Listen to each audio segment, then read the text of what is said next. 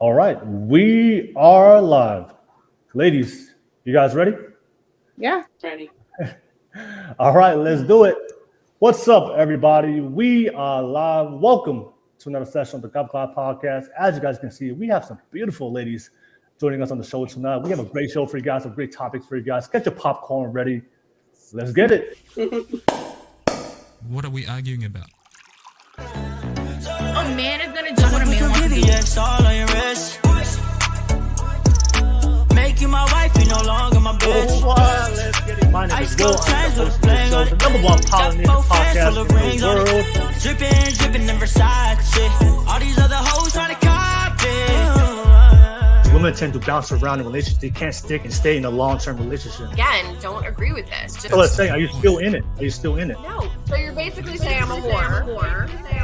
This content is not suitable for the children under the age of 18 without adult supervision. Please be advised. So I just wanted to take the time and make this video to apologize to absolutely nobody. Love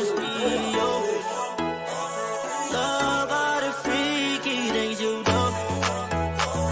My love was way overdue. That's when you came out the blue.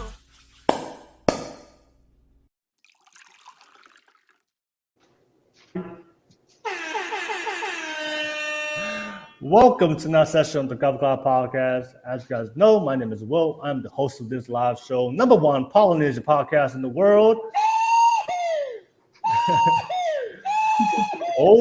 Let's get it, y'all. As you guys can see, we have a great show for you guys. We have some beautiful ladies joining us on the show for the very last podcast for 2022. I'm excited for you guys. If you're watching this for right now, tuning in for the very first time, thank you so much for tuning in. We have a great show for you guys. And of course, as always, to all my subscribers out there, people to subscribe to my channel, thank you so much for all your love and support. You guys already know what to do. Smash and press that like, subscribe button real quick.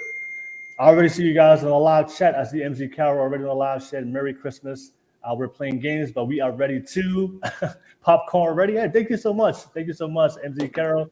I see BL17 in the live chat said middle of a Christmas party here, but I wouldn't miss this for the world. Hey, BL17, appreciate you always supporting the channel, supporting the show, watching this while you're on the Christmas party. Thank you so much. All right, but we have a great podcast for you guys planned for tonight. Don't forget, this is a public live stream. Always appreciate you guys on the live comments. Always letting me know what you guys think. What do you agree or disagree? Let's get that live chat popping. Let me know what you guys think. Show some love to the ladies. Show some love to the panel. Thank you so much. We have a great show planned for you guys. Of course, don't forget, this is a public show. I will post a public link on the YouTube live chat. A lot of you guys reach out to me, ask me, how do I get on the podcast? How to be part of the conversation. I'll post a public link on the YouTube live chat. If you're watching this from Twitch, if you're watching this from Facebook, you have to come to YouTube and click on the link, and you'll be able to jump on and be part of the podcast. All right. Nevertheless, don't forget the super chat donations. Whether you agree or disagree, always appreciate you guys. If you have any specific questions or topics that you guys want us to discuss, thank you so much for all your financial donations through the super chats. Every donation goes back to my podcast. I'll definitely be launching my podcast studio at 2023. Definitely elevating my studio and my content for you guys. I appreciate you guys for all your support. Like I said, if you want to support, drop a super chat donation. I'll definitely make a priority and allow the panel to respond to any of your questions and your topics. All right. Nevertheless, that's pretty much all my YouTube stuff. I challenge all you guys. I know a lot of you guys have reached out. Definitely jump on. This is the last podcast of the year for 2022. I would love to have a conversation with every single one of you guys. So if you have something to say, you want to be part of the panel, definitely click on that public link and join us.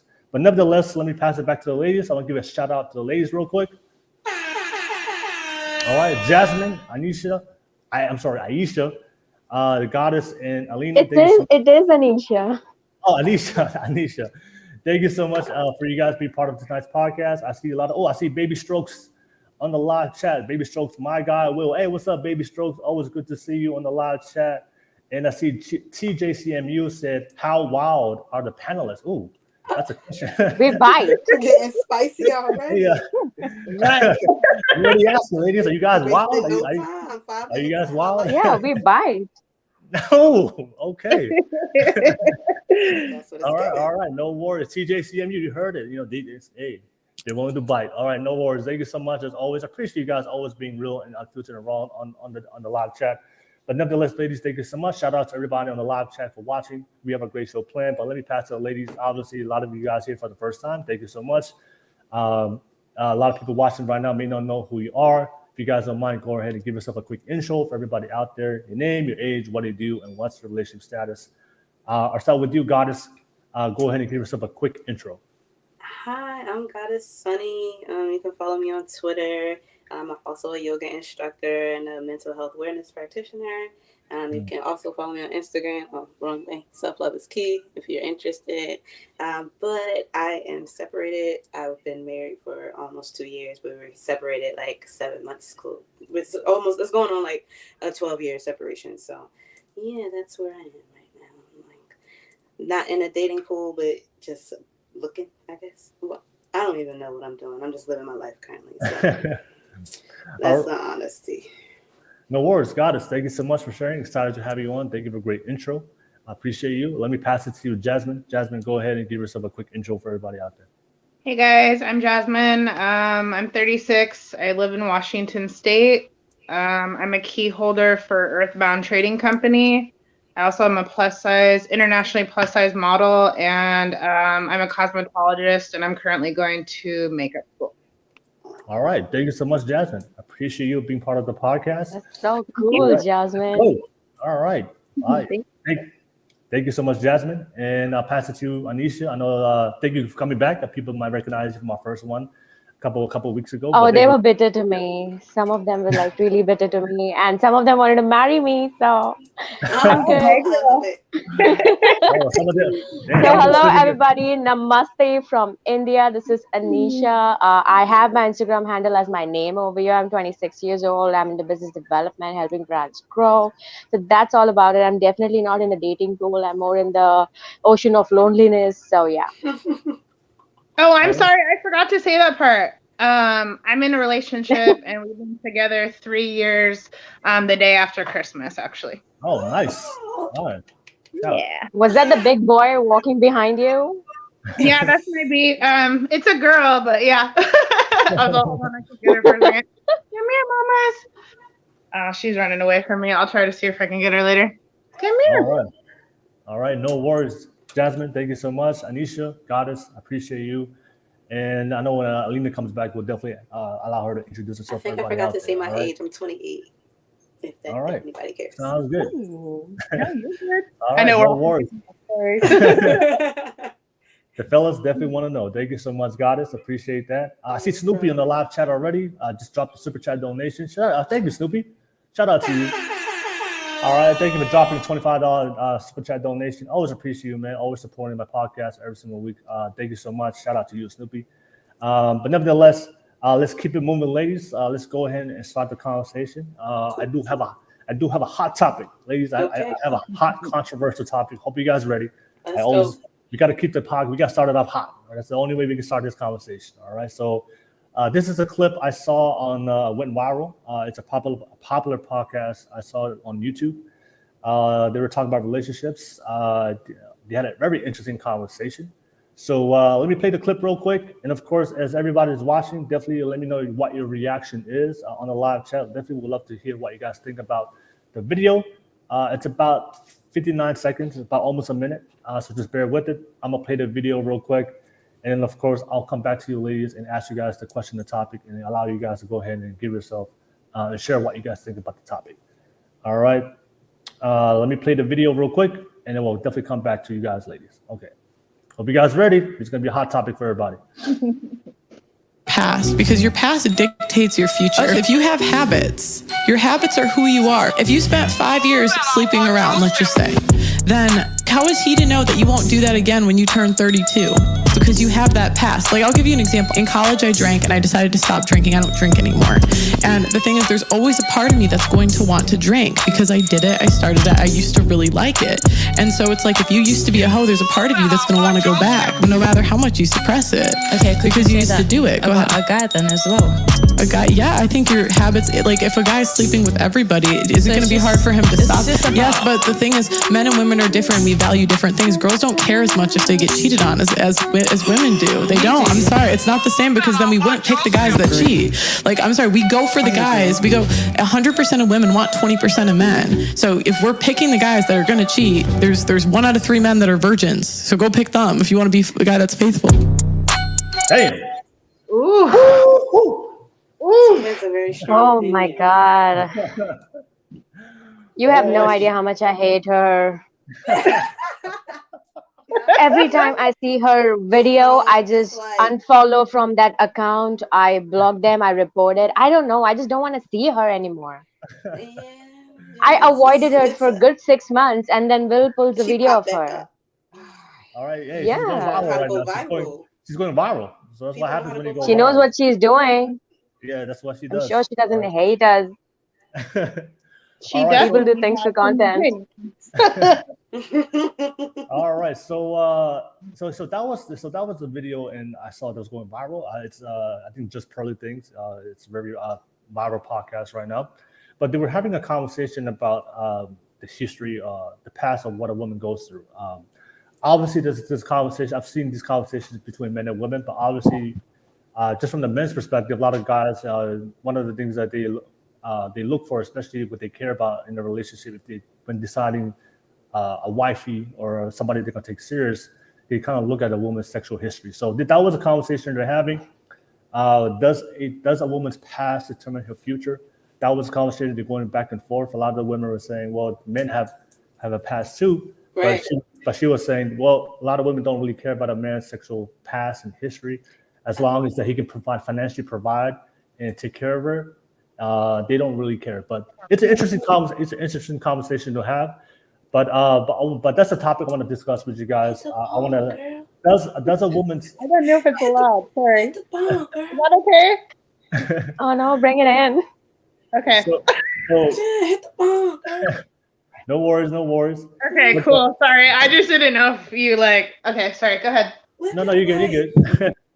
So yeah, I guess the topic I want to discuss tonight. We can start off this conversation. And does a woman's past determine her future of finding a good man and a good relationship? So I want to start the conversation with right there. So let me pass it to you. I'll start with you, Goddess. Goddess, your first time.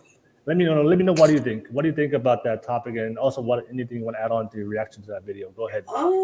No, being married, no, my past was completely different. Now that depends on what you want in your relationship, and some people are willing to accept more things. I guess maybe she mean that because you could go into a relationship and it could be completely different from the one that you previously had.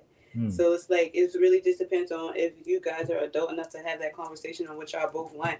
Do you want an open relationship or do you want to be monogamous? And then you should realize in yourself what you want.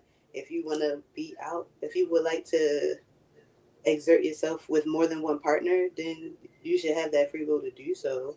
But then you should know that maybe you shouldn't be in a relationship either. But I feel like if you feel like that, it's not going to come haunt you once you finally feel like you are ready for a relationship with someone.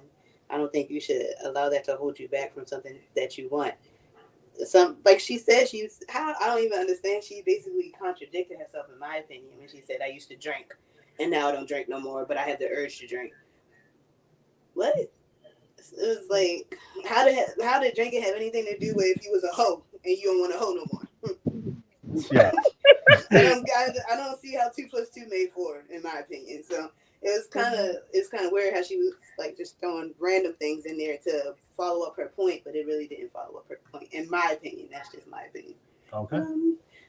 I don't think your past has anything. I think it has something to do with it if you allow it to have something to do with it. If you're willing to change and be who you want to be, if you want to be a hoe, be a hoe. If you want to be in a monogamous relationship, be in a monogamous relationship. If you want to be in an open relationship, be in an open relationship. You guys should you should be able to accept that in yourself. You should be able to take enough space within yourself to know what you want to carry within your relationship. Okay. All right. No worries. All right. Thank you so much for Goddess. Thank you guys for sharing. Appreciate that. All right. Let me pass it to you, Jasmine. Jasmine, what do you think? What do you think on what's your reaction on that video, and what do you think about the topic? Does a woman's past determine her future? No, definitely disagree with that. I mean, I can understand to a point. It kind of comes with the saying, once a cheater, always a cheater. I feel like maybe she was kind of, referencing to that a little bit. She don't want to let her perk go. Just say that. Right. But I would say me personally, I mean, I definitely had fun back in the day and explored and did shit and would fuck a dude and not care about if we were together or not. I mean, when I was younger, I feel like everybody kind of goes through a whole phase like that. I don't know, I could be wrong, but even then, like, not to get into other stuff, but my dad wasn't in my life, so I feel like I definitely looked for, you know, that and to be loved. Yeah. Some of that I didn't get, and so I definitely put up with a lot of shit and dealt with things that I wouldn't definitely deal with now or put up with. And I'm also, I don't have my eyes on nobody else other than my dude, and like. He's a musician. He has girls like bouncing their ass in his video, you know, and I'm a plus size model and I get naked in my pictures. And like, I love that. I feel like my past has helped my future. Like, for example, I would have been jealous in my 20s. You know what I mean? Of like, versus if I now you're setting yourself, you know yourself, you know, both of y'all know your relationship. So it's right. And I know him and I trust him. The same with me. And he's my biggest cheerleader. So it's like, your past does affect you in a sense, but I guess if you allow it to, like, I'm not the same person I was 10 years ago. So I disagree with that. We're not even the same people we was 6 months ago. We wasn't even the same. We're not the same people we were in the beginning of 2022. Right. So yeah, I don't agree at all. I mean, and as far as her saying that girls don't care about a dude's sexual history and past, that's bullshit. Like, I don't want no. I mean, giving cap. Right. Like, I don't know. I can't judge someone, you know, people do what they do. And like, you can't obviously help the number that you have, but it's like at the same time, like if you carry yourself in the way that you did back then, like I don't want someone that's like a fuckboy, you know what I mean? Like, I don't want somebody that's going to be out cheating on me. There's no fucking way. Like, I would never put up with that. Right. Yeah, I don't agree with that. Okay. All right. No worries. All right. Thank you. Appreciate that. Let me pass it to Just Pro Things #1 fan, Anisha. Go ahead. I hate her to the point where I don't even know her name. Like, I just see her face and I'm like, no, we're not doing this. Report it. I don't know. Block the page that is promoting her content. Like, just like, yeah, I've cleared it. I cleared Andrew Tate from my Explore. I cleared this woman from my Explore page. I was so happy until Will brought it up. Like, yeah, let's go. Let's talk about this woman you've been avoiding for 6 months. Honestly, I don't give a shit. It's like, I think our past makes our future better anyway. And, you know, a guy should care less how many men I've slept with anyway. You should care if I have a criminal background. If that's the past I have, you must be careful. Like, don't worry about how many men I'm sleeping with. Worry about if I kill one of them. How many of those men are still alive? Right. Exactly. Like, you should be, that's the only past somebody should be bothered about, your criminal history, if you have ever committed crimes, if you have ever been behind the bars, you know, stuff like that. Sex is so normal. It is what a body wants. I mean, it's natural. I cannot judge a guy or a woman or a man based on their natural instincts. It's so natural. We just want to fuck. I mean, like, dogs start humping the pillows. I mean, dude, it's just natural. We all are wired like that. Everybody has a past. Even a frog has a past. Like, Agreed. What the fuck is she talking about? Like, I don't like her. It's giving pick me. Okay. Yeah. All right. No. I've never seen her or her videos, but I was very off thrown. Like, damn, like I cannot. And the way she was speaking, like she was speaking for everybody. Like, no, like you're projecting your thoughts onto. And she invested on that whole setup. She sits like with a bloody computer and like with a whole setup. Like, what the fuck, bitch? Right. You've put yourself on so much investment into talking bullshit. Mm-hmm. Yeah, you can talk about real problems, like. No, totally. She got a rise for sure, but that's what she's trying to do, obviously. So. All right. All right. No worries. Thank you so much, Anisha, for the love that you show her. All right. No worries. I appreciate that. Let me read some comments real quick. I just posted the YouTube, the link, the public link on the YouTube live chat. So if you guys want to be part of the conversation, I'll openly invite you guys. Whether you agree or disagree, definitely want to hear from a different perspective, have some good conversations tonight. So click on that link and definitely jump on. I see Brew3T on the live chat. He said the real problem is y'all hating on another woman. Oh, hey, he commented. It's trying to defend her. All right, no Well, worries. How is it hating? We on love her hating voicing on her wrong opinion people, just like so she was yeah. voicing her opinion. So is she hating on other women as well? Because if we're hating, then she's doing the same thing. All right. Oh, she hates us. It's giving big hate. It's giving you hate women. Well, and to say that women care about a 20% or whatever. What did she say about that? Let me. What the fuck was she talking about? She spoke like 10, 15 sentences that had no sense. Nothing to do with anything. Nothing. Nothing is connecting. Like nothing. Yes. Yeah. Let me finish this the live comments, and I'll definitely come back to you guys, and we can have open conversation. Appreciate you, ladies. MZ Carol 626, as always, a past play a part in one's future. All right, no worries. Thank you so much, MZ Carol. I see Snoopy in the live chat. I said I'm a virgin. Oh, all right, okay. That's good for you. All right, no worries, man. Definitely improve. No judgment. Yeah, this is a safe You do space. you. Yeah, definitely improve, Take your brother. time. Definitely improve. Take your time. All right, appreciate you, Snoopy, as always. Thank you for the super chat donations. And I see TJCMU in the live chat said that panelist is feisty, but y'all look like ladies can only handle vapes, not smoke. Oh, okay, all right. TJCMU, if you have the smoke, definitely join the live. All right, please. What does that even mean? Because I don't even vape or smoke. Well, I don't drink. I'm taking a break for the New Year, so. And I see Hitman 808 on the live chat said fire. All right, shout out to Hitman 808. Thank you so much. All right, so let's open up for open conversation real quick on a couple of things that you guys addressed. Hey, I know Jasmine, you wanted to add on. Go ahead, Jasmine. You wanted to add on to include. Oh, I just wanted to be reminded. She said something about like 20%. We're only care about 20% girls of only, like 20% or 20% of girls care about a guy's past, don't care about a guy's past or something like that. Or something. I was like, I don't know. Yeah, she was kind of hopping around. No, she was she I was want to referring. see the what's the thing they used to make us to show proof when we did an essay at school. Like I need to Study. see it. Yeah.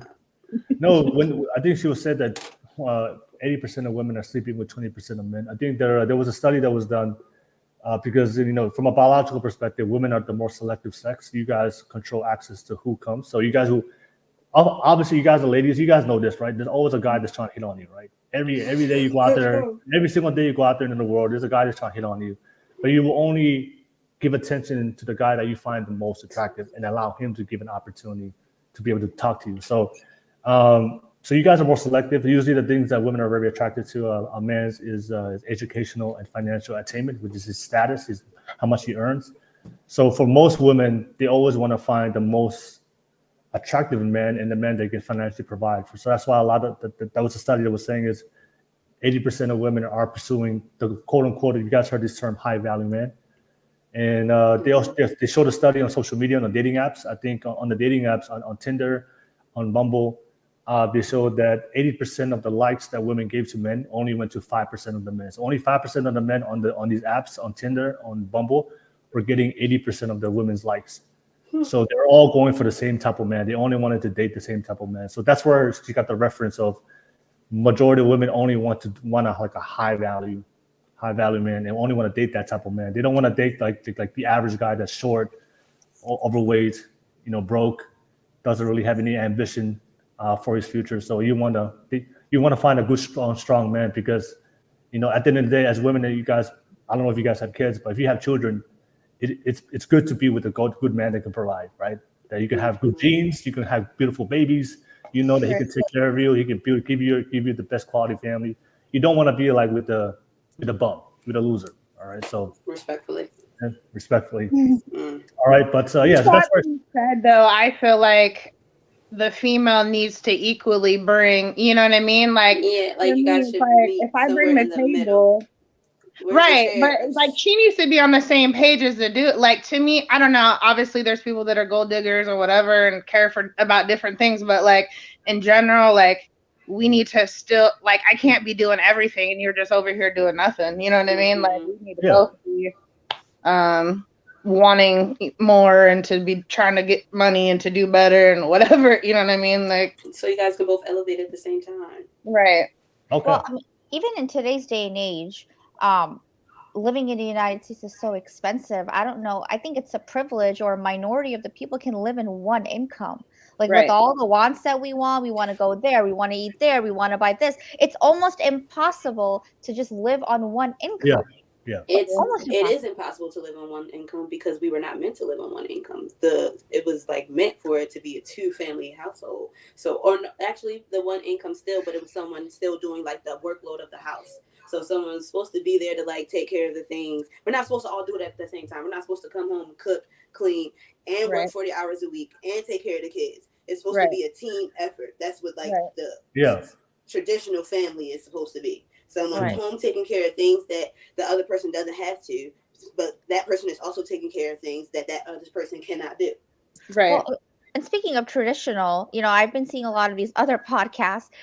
They're like, oh, in traditional times, women would stay at home and take care of the kids. Men would go out and provide. But that goes back to our point. It is impossible to live on one income. That's a luxury now. Yeah. Yes, I agree. All right, no worries. Alina, thank you for coming back on. Appreciate you. Do you mind to give yourself a quick intro for everybody out there? I know you're jumping on for the first time. Yeah. Go ahead, Alina. Sorry. My name is Alina. I live in Chicago, Illinois. I am an attorney. I work as a prosecutor in Cook County. I don't want to put my age out there because I've been recently watching a lot of things online about how men prefer 18-year-olds over 25-year-olds, like Andrew Tate material stuff. So I'm just like, I don't want anyone weaponizing my age. So, thank you. It's just, yes, I am single. All right, no worries. All right. Yeah. And Alina, we were discussing, does a woman's past determine the future? I don't know if you were watching the clip we saw in the beginning. But they had a conversation talking about how a lot of men care about a woman's history or sexual history in the past, and depending on how you live your life sexually in your early 20s, now determine your relationship or what type of men you attract later on in your life. What are your thoughts on that? Does a woman's past determine her future? So I don't mean to offend anyone, but I do believe, respectfully, men and women are different. I think a woman, all like sexual stuff, they're emotional. We are emotional, more emotional than men. And when it comes to this specific topic, like sexual things, women are more emotional. Oftentimes we tie our emotions, and because we tie our emotions, not my opinion, but the world does see it differently. The world does see when a woman sleeps with 50, 40, 30 guys, even 20, they see that as very differently because people think, oh, for a woman to sleep with a guy, there has to be some emotional connection. Women love emotion and they want that emotional connection. And for men, whereas it's more of a physical thing, it's a spur of the moment. They'll see it, they'll act on it. It's an impulse, boom. So I do think it's different. And to a certain extent, I do believe her past does determine her future, because if some girls try to act like dudes, like some girls try to separate the emotion and the physicality, but we are different. So to me, if a woman understands that for us sexual things are more emotional, that tells me that A, that she's smart, B, that she's going to be a good wife because she is smart, she's level-headed, and she knows who she is. So I do think to a certain extent it does. Now for women who were promiscuous, I think her man might see her differently, and that might cause problems. Okay. I think men judge. All right, no worries. Big judge. All right, no worries, Alina. Let me. I know you guys shared a couple of things. I just want to respond a couple of things. Okay.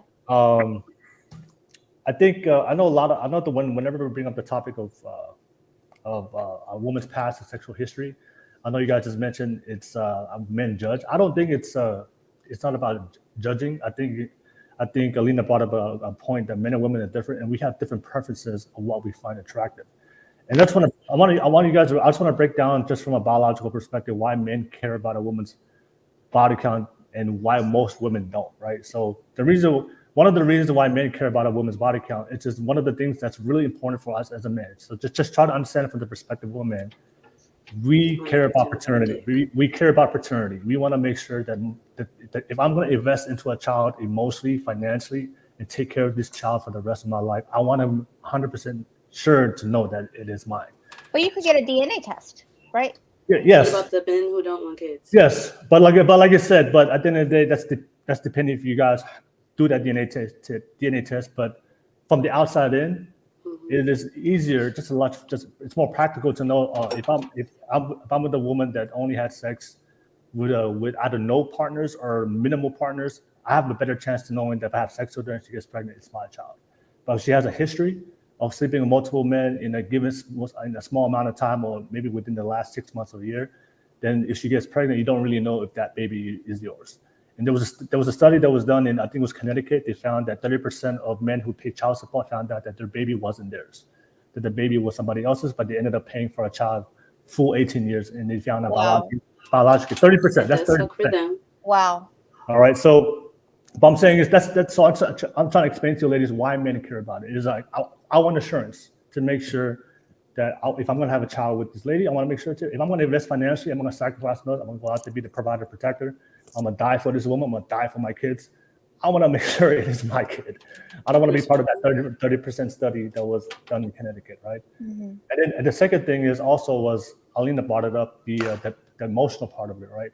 So it's called pair bonding. So usually for most women, before a woman has sex, it's more emotional. You have to emotionally invest into a man, connect with him at first to know who he is before you want to have sex. For most, and I'm speaking generally. Obviously, there's women out there who can just have sex about emotion, but mostly for women, especially if you're still a virgin, like you want to emotionally connect with the man first. But for men, it's just purely physical. We see something, we see big ass, we see big titties, like we just want to have sex. All right, it is what it is. We're the sex that we want to reproduce. So from that part, usually what happens is if a woman tends to have a lot of partners, tends to be more promiscuous, and she's had relationships with guys that she emotionally invested in, and that man disappointed her, and she abandoned her. So obviously she's going from man to man, and these men are not giving her a relationship. These men are not giving her the emotional investment connection or long-term intimacy that she needs.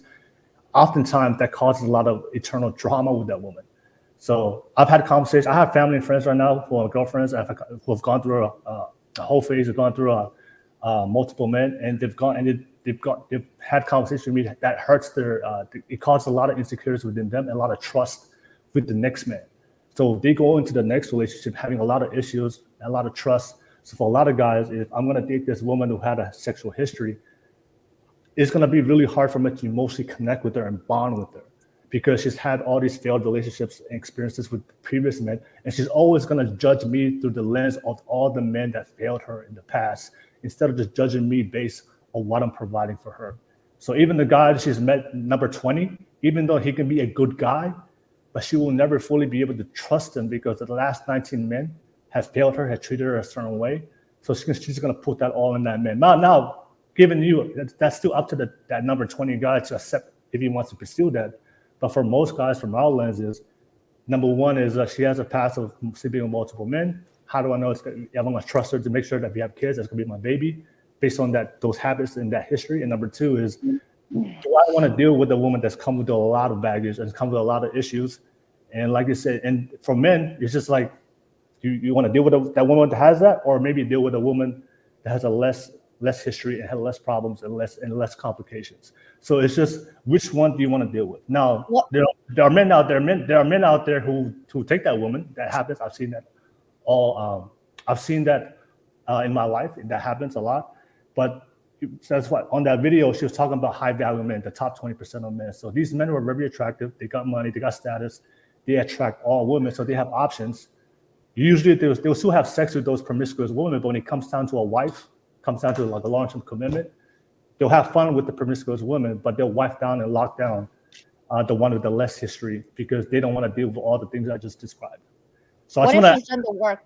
What if they've done the work therapy-wise? Because a lot of people overcome their traumas and, with mental health awareness nowadays. Let me ask you a question. Okay, I'll answer that question, but I want to ask you this. Say you met a man that, let me ask you this, Aline. Do you find a man that's strong, assertive, good provider, good protector. Do you find that very attractive? Yeah. Okay. Say you met a man that had none of those qualities. Say you met a man that had none of those qualities, right? Obviously, you won't be attracted to him, right? I won't.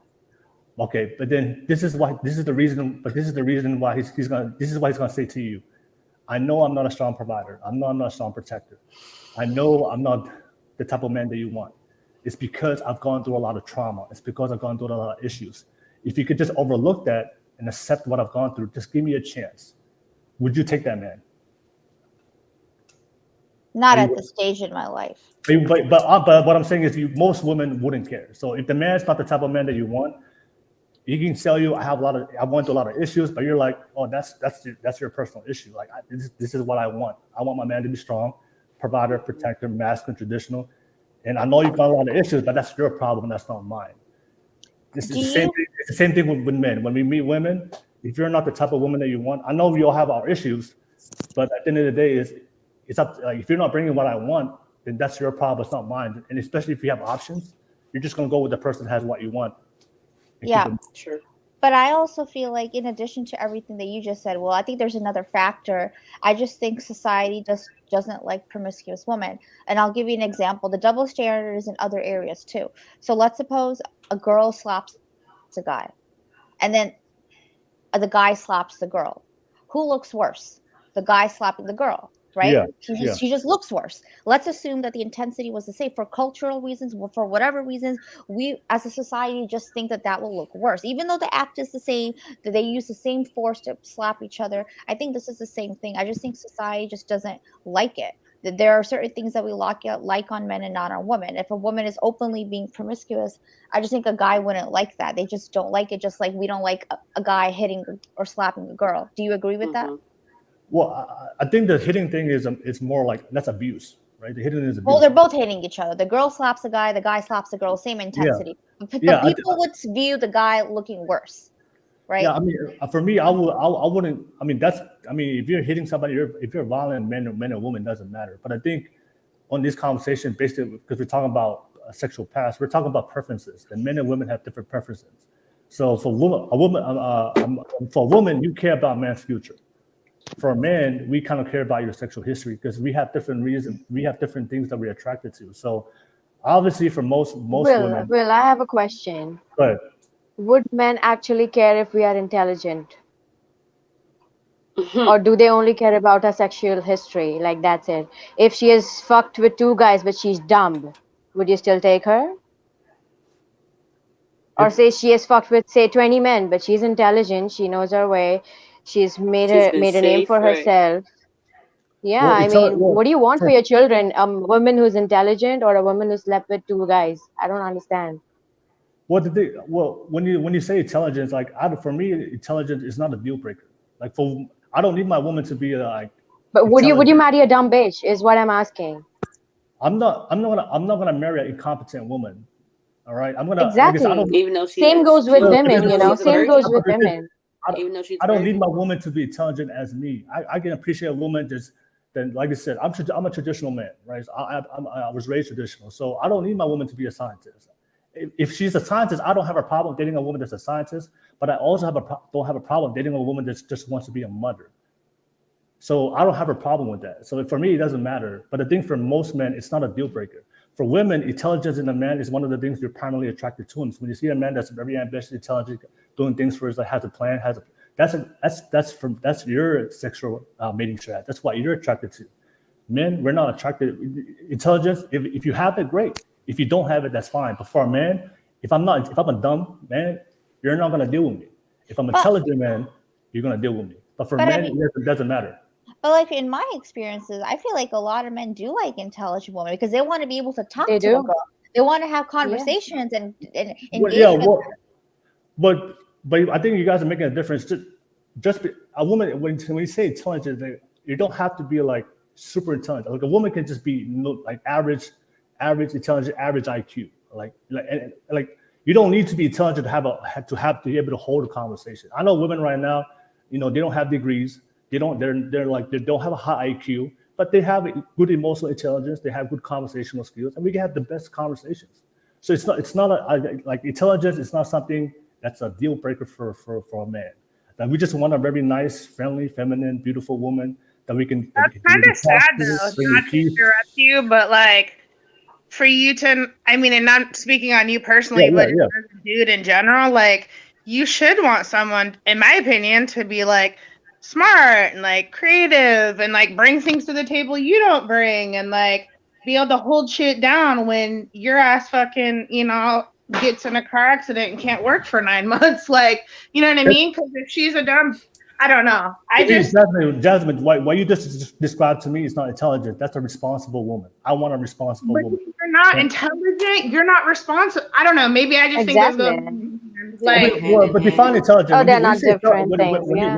When you say intelligent, are you talking about IQ?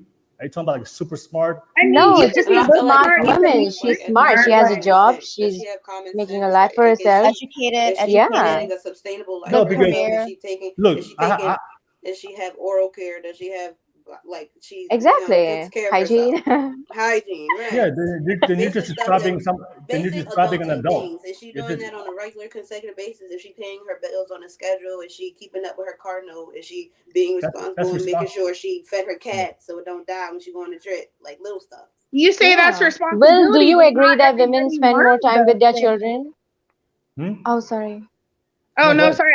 Go ahead, girl.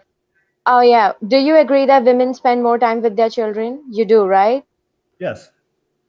So say I'm a lesbian, okay? I'm not, but like say if I was a lesbian and not even a lesbian, say I was just into women and I'm just more kind of like a man kind of a woman and I like to work and I like my women to like take care of my children. I want her to be smart because she's gonna be around my children. She needs to she just needs to be smart. I mean, you're gonna pass on your intelligence to your children and it reflects. Look, so I need the women to be smart. And even the man to be smart because you passed all of that to your children. You teach what you already know to your children. I don't think the whole sexual thing is just out of the window right now. Like, I don't fucking care. I need you to be smart. No, I think we have a different definition of perception of what intelligence is. Like, look, my mom never had a degree. My mom never went to college, but she was very responsible and she was a great mother to me. And she knew how to raise a household with 5 kids. As crazy as my brothers and my siblings, she held it down for me. My grandma never had a degree. Most of the women in my life that I was raised by, my aunties, none of them went to college. None of them took an IQ test. So you might call her unintelligent. I don't know. That's based on your own. No, we won't call her unintelligent. Well, but that's what I'm saying is, like society. The way what you're describing to me sounds like for me it's just a responsible adult woman. And the thing is, like, if you say intelligence, so for me, intelligence for me, for me it's just IQ. It's like does a man need a woman to have a certain level of IQ to be attracted to her? And that answer for me is no. We don't need you to be super intelligent to have a college degree. If you have it, it's nice, but it's not a deal breaker. We can be with that woman, but we can also be with a woman. So I think I understand what Addison was saying.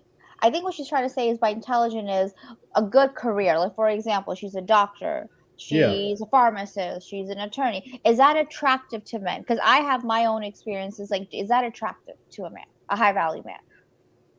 That's not what we look for.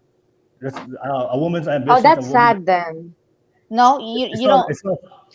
I only think it's like that because they would not be able to give them the same time that a woman. If you look, responsibilities would. This is and are you saying all men or job? Wait, are you saying like all men or a certain type of men? No, let Will get a word in. Like, ladies, this is not my opinion. This is biological fact. They did a study on on intersexual dynamics of what makes you attractive. So this is not my opinion. If you go look at the studies and on the data on this, what women find attractive in men is a woman's educational and financial attainment. So the more educated and the more intelligent the man is, women find him very attractive. The more money a man makes, you can find him, if women find him more attractive. As women living in this real world, I'm sure you understand that. Now, like I said, men and women are not the same. We don't look for the same things. What the study shows, what men care about in a woman was not her financial status, was not her education status. We just want a beautiful woman. We just want a young woman, and we want a woman that we can have kids with, and we want femininity. That's what men are attracted to. So we look for different things. So I think a lot of you guys are judging what I'm saying based on what you find attractive. But the thing is, that's why you don't understand it, or maybe you just like you disagree with it. Well, honestly, I don't think attractive is the right word over here. I just like responsible men. Like how men like responsible women, I like responsible men. Yeah. And I mean, I would pursue that. I might not find this man like physically attractive, but mentally, yes, I would pursue him, is what I'm saying. For me, attractive, I mean like with pecs and abs and all of that. I don't fucking care. You should be smart. My children have to be around a smart man and a smart woman, of course. If a man's very successful financially, do you find that very attractive compared to a man? I find him responsible and I would pursue. I might not even end up with him, you know? But if you pursue him, that means you're I attractive. will pursue him. Yeah. I might not.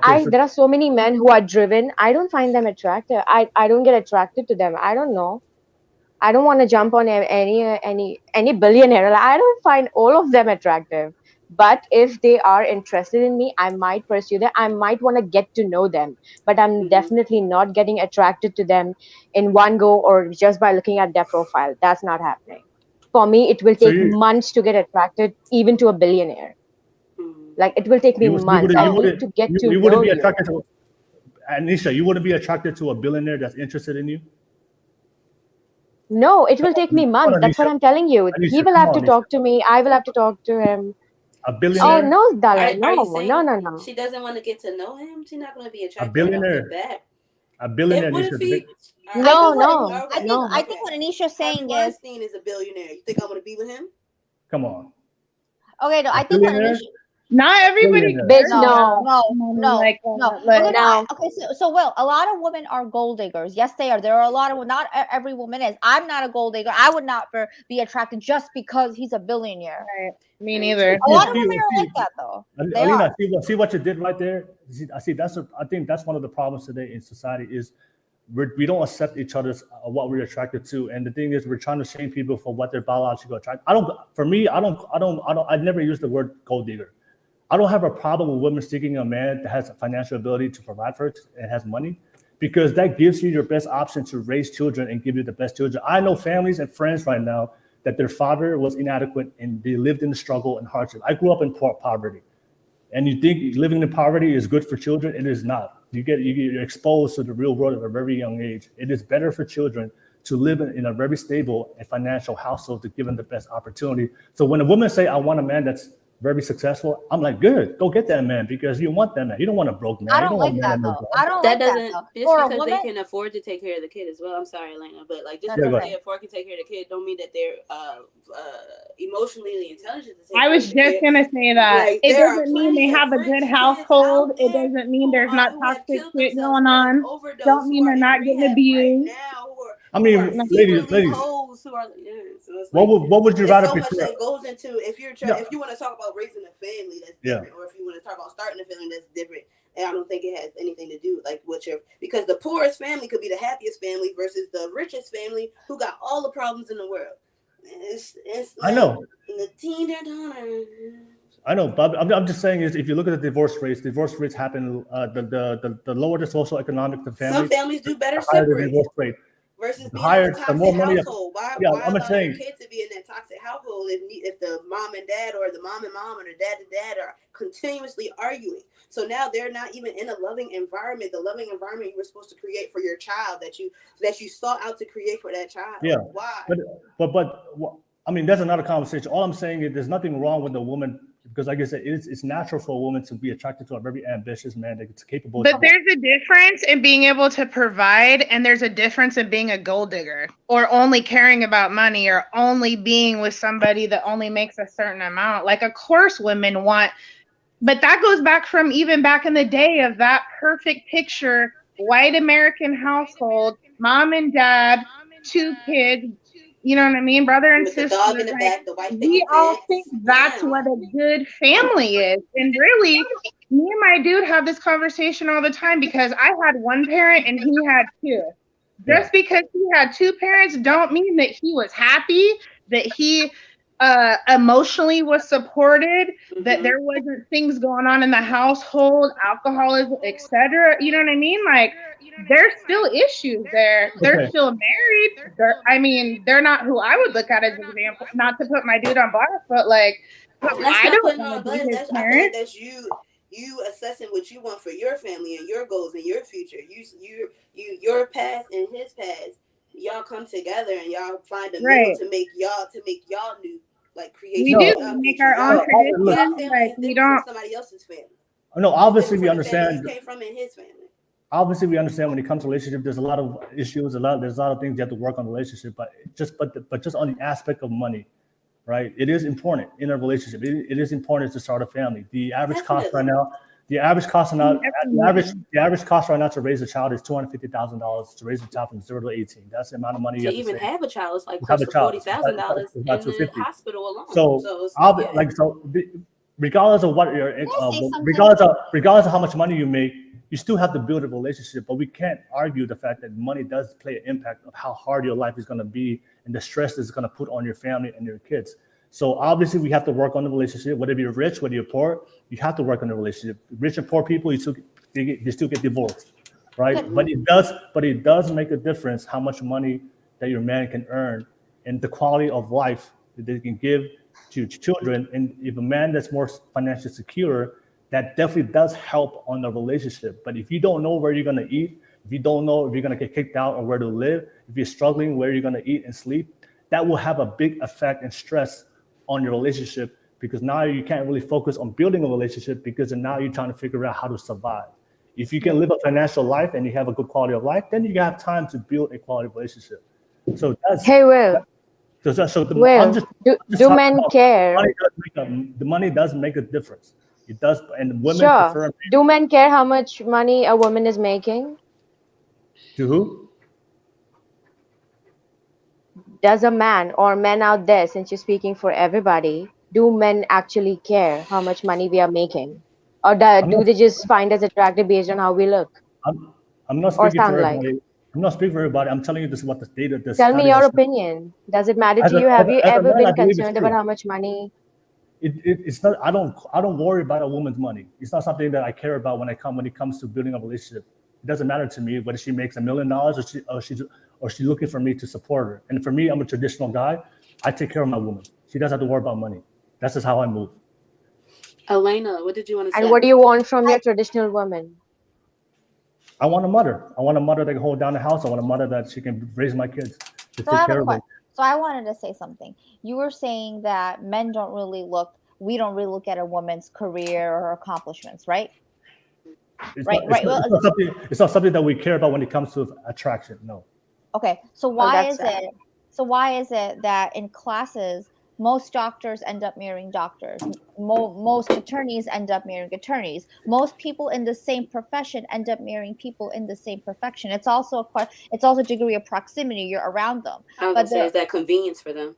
Right. So why is it that professionals end up marrying professionals, like Barack Obama and Michelle Obama? Barack Obama was the most powerful man in the world at one point. He was the president of the United States. He married almost an equal. I believe she was equal. She went to Harvard Law School, I think. Very intelligent woman, very educated, very smart. Bill Clinton, Hillary Clinton. So I feel like but that's one example, Alina. You're using one example to represent everybody. I'm talking about the whole class of people that, like, people in the same class, like educated people like being with educated people. College people usually date college people. People doing a page, people in similar classes, whatever different classes there are, they're usually within the same class. That's not a reflection on the numbers. For right now, the more money a woman makes, there's a study out there. I'll get the link and I'll send it to you. The more money a woman makes, the more money a woman makes, the less chances of her getting married in a relationship. Right now, the biggest demographic of single women are women who are in the middle class and higher. So women right now, there's a lot of reasons for that. The reason for that is because most men are not successful, and a successful woman is not going to accept that man. Therefore, they're not going to get along. Most men, I think, it's a single-digit number, less than some single-digit number, men are actually making over 100,000. Most people are lazy, in my opinion. No, there's in every society, there's always top performers and there's always lowest performers. So For women are very so. There's a term for it. It's called hypergamy. Women only want to date men in the same level or higher. So women are very successful, making 100,000 or higher. They only want to date men in the same level. The problem with that is there's only 10% of men who are making over 100,000. Right. So, well, no. I'm sorry. Not 10% of men. 10% of the population. Right. 10% of the population. So your dating pool, is extremely small. And also one of the problems is those men who are very successful. They attract all women, and I mentioned you guys before. For men, we just want a very beautiful, attractive, feminine woman. So they don't. So that's why. But that's what I'm challenging. Those successful men, like I'm telling you, like I work at the state's attorney's office. There are attorneys there. They're men. They're married to attorneys themselves. They're married to all successful women. Yeah, they all have professional degrees. That's from your experience. But in the whole scheme of it, generally, men who are very successful. You can look at athletes. You can look at celebrities. Are they marrying their counterpart, their equal? Most of them are dating models. You see it all the time. Celebrities. But that is a career. Models make good money. But that's a career. That's a big career, being a model. I know, but they're very attractive. Right, but they also have a career, right? Oh my God. Some of them don't. Some of them are just pretty. That's a whole other topic. We can talk about that though someday, because as a plus size model, I would love to talk about that. Honestly. Yeah. Yeah, but like you said. Like women, like I'm telling you, if a woman's beautiful, the guy's with her. It doesn't matter if she makes money or doesn't make money. Let me tell you one thing about me. Whenever a guy is shown interest in me, they like the fact that I'm intelligent. Like they compliment me. Maybe it's just the type of guy that maybe they are attractive. They like the fact that I'm smart, because a woman who focuses on her career, she's not doing other dumb stuff. She's not out there partying out with guys and doing all these dumb things. She's so focused. That is also, isn't that an attractive trait? Like this woman is focused. She's not out at a strip club or partying or doing dumb things. But can I ask you a question, Alina? Yeah. So those guys who said they're very attracted to you because of the career and your intelligence. One of them. Well, one of them, like what happened with them?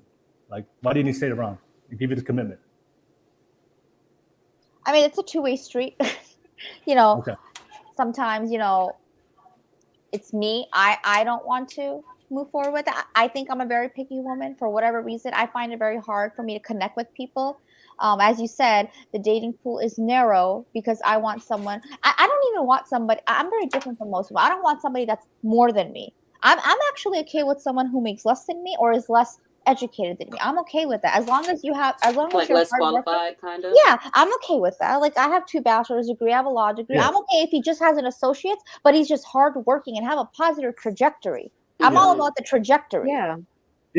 What I'm saying is, ladies, you can find guys all right now. Like you guys can always find men, but like I said, in general, so it's hard. You think it's harder to find a woman though? I think it's harder to find a man. No, I think it's hard to find a man. The man to woman ratio is. No, what I'm saying, like Alina brought up a great example. Like I said, you're very successful. You have a career. I know you have a double bachelor's.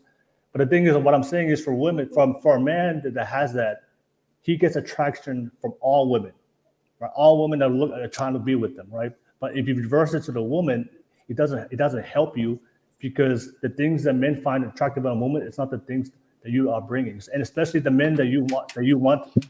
Those guys are attracting all the other women, the younger women, the very attractive. And if you had to pick, I'm not saying all, I'm saying most of them, if they had a chance to pick a woman that's career-oriented, has 2 degrees, or a woman that's very young, attractive, hot, most guys would go with a younger, hotter chick. So you're like narrowing it. I'm talking about, what if she is attractive, pretty, and has a good career? And then there's a girl that is pretty, doesn't have a good career. Because you see, that's what I'm having a problem with these. I haven't looked at these studies. I think they're just narrowing it. A woman that just has a good career in isolation versus a woman who's very attractive. What if she has both? Don't men want both? No. Or are we choosing between 2 extremes? I'm just speaking based on what I've read, and also based on what I've seen with men who are very successful. The thing is, in general, I'm saying in general, there's always exceptions. Usually for women who are very successful or very career-oriented, they tend to be more masculine compared to a woman that's not. What does that mean, masculine? Define masculine. I challenge that notion. That you have masculine traits and you bring masculine energy and you act like a man more than. So are you allowing your women to be soft and show feminine energy as well? What does that mean though? What's wrong with feminine? It's like this. What does what mean? Like feminine traits, right? Would be nurturing, caring, loving. So money making is not a feminine trait. Is that what you're saying? No, masculine traits are like assertive, confident. Oh, Will, I need you to answer that. Money making is not a feminine trait. I didn't say money making. I didn't say it. I said masculine traits are assertive. What do you mean by feminine? My God. Ambition. Those traits are needed to be successful. To be successful, you have to be confident. To be successful, you have to be assertive. To be successful, well, let me ask you a question. So when a woman has those traits, is she technically masculine? Huh? When a woman has those same traits, confidence, ambition, the others that you name, is she being masculine? Let me ask you this: have you met feminine men that you talk to them like this? He sound like a little bitch right now. Sound like a little girl right now. Not necessarily. I didn't think. Have you met feminine men? I thought they. Have you met feminine men that you feel like you weren't talking to a man, you were talking to a woman? Have you met feminine men? No, because they still show. Maybe you. Just how they were able to show some feminine energy, they still came through with masculine energy. Maybe you not, Goddess. Jasmine, I have. I've met some feminine guys, but were you attracted to those feminine men? But no. Well, here's the thing. Exactly. That's the same thing in reverse. masculine women were not attractive. Here's the thing. We don't have the same premise, though. What is a feminine man? What is feminine? To me, feminine, the guys that were feminine to me, they were very dramatic. They were oversensitive about everything. And I don't like that. They were dramatic, oversensitive about little petty things. That to me is feminine. Yes, but in a woman. But for me, if I find that in a woman, that's not a turnoff for me. If a woman's very sensitive. Guys don't like drama. But the thing is, for me, the thing is, like I said, for men, it doesn't mean drama though. It's for me. That's just a energy. Being dramatic. A lot of men don't like drama. Like, we don't want to deal with the drama. What's that about? Well, like I said, sensitive. That's one of the things they brought out. Like, if a sensitive, nurturing, caring. If you find that in a man, you're like, that's not a man. I want my man to be strong, resilient, confident, ambitious. Okay. But for a woman, nurturing, caring, loving. Do you think being ambitious is a masculine trait? 1 second. That is a masculine trait. Okay, so I have a question for you. Oh my God.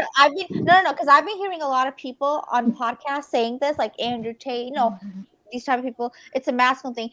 Do you believe in evolution? Yeah. Well, evolution. If being ambitious is only a masculine trait, why is it that evolution-wise, nature, God, whatever you believe in, I have the capability, the brain power, the neurological ability to be ambitious? Why did God give me that ability to be ambitious? Why did God give me the brain to think, rationalize, and do all the things? Nature gives us everything for a reason. Hands to use our hands to walk around it, our feet to walk around it, our nose to breathe it. Why did God give us a brain? Men and women are many times equally intelligent. If a guy can fly a rocket, you could teach a woman to fly a rocket. So my question is, if we were not meant to be ambitious, why do we have the capability to be ambitious? I'm not saying that women don't have the ability to be ambitious, but what I'm saying is, in general, most feminine women are not as ambitious as men. Most men are more ambitious. That's why that trait is more aligned with men. In general, men are more ambitious than women.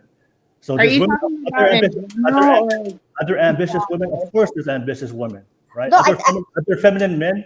Of course, there's feminine men. But I think what we're talking about is, I think Will was saying being ambitious is a masculine trait, and I challenge that notion. Who said being ambitious is a masculine trait? Because we have the capability to think and reason, right? We have that capability in us to be ambitious. Why did God give us that capability? Like dogs. Like dogs are not ambitious. Cats are not ambitious because God never meant them to be ambitious. They don't have the capability. Let me ask you this question: who do you think can raise children a lot better, men or women? Better? Both can. Okay, hold on 1 second. You know what? Who can raise kids better? That's not a fair question. Actually, you know what? Can I answer that question? Because I actually work in law enforcement. Tell Elena. Yeah, because kids who grow up with mothers, although they do a great job, they are going to prison. You know why? Because they don't have fathers. We need both in the family. We need a strong mother. We need a strong father. Who is better at raising kids? I don't think that's. I don't know if they're better. They're going to prison. They're going to prison all the time. It's not a one man's job, is what I'm saying. It's not a one person job. It takes a village to raise a child. Okay. It was never a one parent job. I'm not saying single parent kids don't do well. They can with the circumstances they have, but they need a father. Did you have your father in your life? That's what I'm saying is, you guys are like, can a woman be ambitious? Yes. Can a woman do everything a man do? Yes, but there are certain things men can do better. No, you're saying, and there's certain things that women can do better. but you're saying that being ambitious is a masculine trait, and I challenge that. How is that a masculine trait? Fighting is a masculine trait. I'll give you my evidence, and you can challenge me on that. This is my proof for why men are more ambitious than men. No, not why men are more ambitious. How is being ambitious a masculine trait, as you said? Because in general, more men are more. They have what do you call it? They're more disagreeable and they're more assertive in nature. All right, women are more nurturing, caring, loving. There's a difference. Like I said, you mentioned before in the podcast, men and women are different. So the average boy is more confident. The average boy is more assertive and more disagreeable than the woman's more agreeable and more nurturing, caring than the boy. So those traits have a big impact on what we do. So I'm not saying, like I said, boys can be very feminine, women can be very masculine. That's true. But in general, the average guy and the average girl, we have certain traits that's inherent in us, right? That's why if you look at the top 10 paying jobs, the top 10 paying industries and jobs, all are dominated by men. Because men are very ambitious. If you look at the top list, the top least paying jobs is dominated by women because the professions that women go to are not No, I understand. Right. But I don't think that has anything to do with ambitious. Sometimes women are naturally drawn to certain fields that are not money generating machines. For example, teachers. Yeah, exactly. You're proving my point. Right. But that doesn't mean that they're less like, okay, women like being. So okay, here's the thing, like social workers, there are certain jobs that men do more than men. So like social workers, social workers, teachers, unfortunately, those jobs, even though they require degrees, those jobs are less paying than, for example, a chemical engineer. Even within the engineering field, the topmost, I think, engineer is chemical engineering, and men choose those for whatever reason. For whatever reason, men just choose those. But just because you're paid more for something doesn't mean you're more ambitious. Women are just gravitating toward. I think the problem is we are judging success by money. I mean, in order to make more money, you have to be ambitious. You have to. Right. There's no way. That's the definition of ambitious. Is I'm not satisfied with what I have right now. I want more. That's the Webster's definition.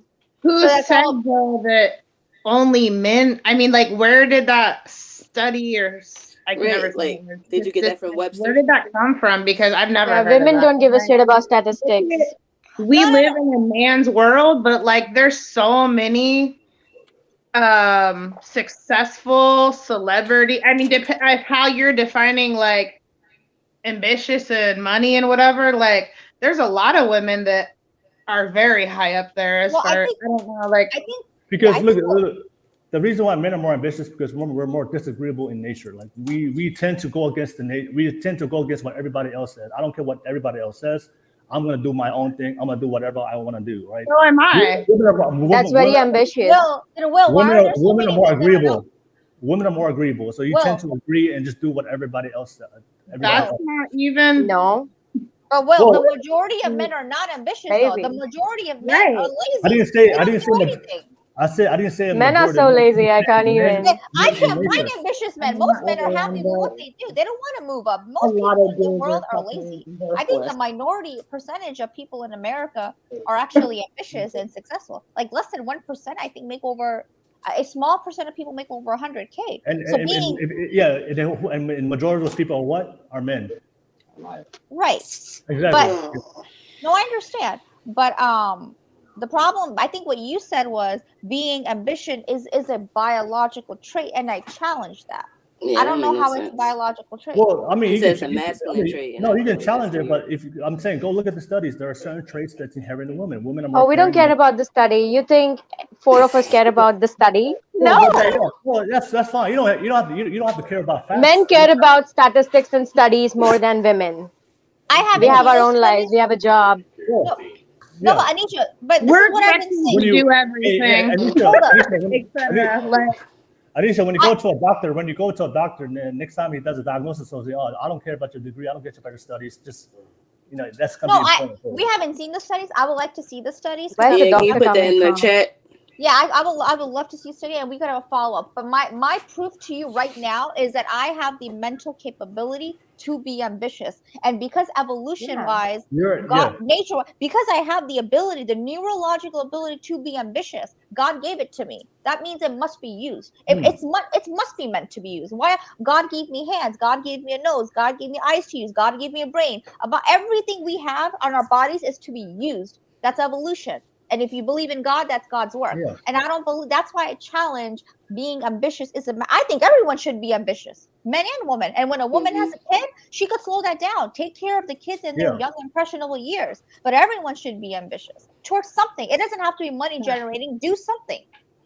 No, what I'm saying is you're the exception. You're the exception. There's always exceptions to the rule. There's always exceptions. So you're the exception. You're ambitious. But most women are not as ambitious as you. I'm not saying we can't be both. I'm saying is in general that more men are more in nature. They're going to be more ambitious than women. In general, there's certain. There's we certain weren't even allowed to do that things women like, can we all agree here that there are biological differences between men and women? That there are the things that how women behave is totally different from men. Yes. We have biological differences, not cerebral differences. Right. We have biological differences, cerebral differences. There is no cerebral difference. Exactly. I think we should, keep the whole cerebral difference part away. We have biological differences. I got boobs. Do you? Yeah. No. Part of biology is our nature. We have different natures on different traits on how we behave. We have cerebral equality. We are equally intelligent. We have biological differences. Yeah, we're not talking about that. We are talking about cerebral equality over here. That intelligence, it's cerebral. It's not biological. Let's just differentiate that. Yeah, no, I mean nobody. When you say biological, that's not even the right word. We're talking about cerebral equality here. That is the right word, and also nobody. Do you agree that cerebrally we are, equal? Do we have the same kind of intelligence? Yes. We have the same potential. Yes, and women who want to become homemakers, as you want your traditional women, I'm sorry if this woman doesn't have money management capability, she's not going to be a good homemaker. My mom she's a homemaker, and my mom knows how to manage money very well. That's good. Yeah, there's nothing wrong with that. All I'm saying is. So I think that is being intelligent as well. If my mom was not good at managing money, she manages everything, all our time slots, food, everything. She knows everything. She's very intelligent. She's a homemaker. I know according to a man, ambition is having a job. I think being a homemaker is a full-time job. You need to be very intelligent. You need to be very smart. You need to have very good management skills. And my mom has that. And I'm sure if your mom or your aunt or whosoever was a homemaker, I'm sure if they had they have some skills. Being a homemaker doesn't mean you have zero skills. You have, I guess, the highest accolades. I mean, dude, you are very good at management. You are managing everybody right now. You're the manager of the house. You're the president of the house. Okay. No, that's fine. Yeah, that's fine. All right. No worries. Let me read some comments real quick. And I have some fellas on the background. They want to jump on and be part of the conversation. Fellows, I see girls. Snoopy in the live chat said $10 donation. Hey, shout out to you, Snoopy. Thank you so much. Snoopy in the live chat. Shout out to you, as always. And I think somebody else did a super chat donation. I see Joe, $9.99. If men are lazy, then why do men dominate the ambitious world? Yeah. Most men are lazy. Right. Did a man write that? Yeah, of course. Really? Most men are not.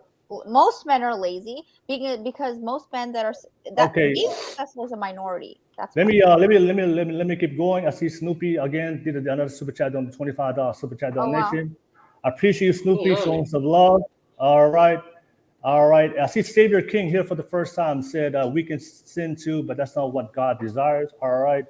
I see Z007 said ambition is a masculine trait, not the only masculine trait. It's a gentle, neutral. LOL. All right, no worries.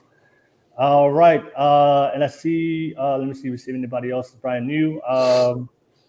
Yeah, thank you so much. And MZ Carroll just said, "What a way to end this." LOL. All right, did we fight too much? We love each other. Don't worry. we love Will. We have nothing against him. All right, no worries. All right, thank you so much, everybody. Let me add the fellas in real quick. They want to jump on and be part of the conversation. They're listening to us the whole time. Fellas, as always, follow. Paulo is your favorite boy. Thank you so much for being on this podcast. Fellas, I'm gonna go ahead and give you guys an opportunity to share your thoughts, and then we're gonna move on to the next topic. Keep it going. All right. I'll start with you, Paulo Festa. What do you want to add on, and then I'll pass it to you, Sadi, and then we'll keep it going. Funny name. Happy holidays. Look, y'all have went on a ride on so many different topics that it's just crazy for us watching. So let's talk about ambition. Ambition for men are to the point where they're willingly going to lay their lives in order to pursue that ambition, whatever that is. That's the difference in that metric.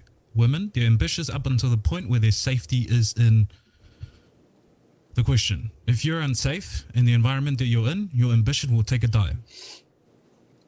Most men will stand there and fight. That's a huge difference of what we define ambition by.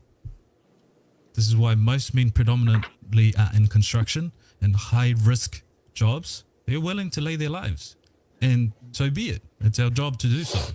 So when we define these ambitions or whatever it is, look at all the careers that women choose based and contrast it to the careers that men choose in terms of ambition.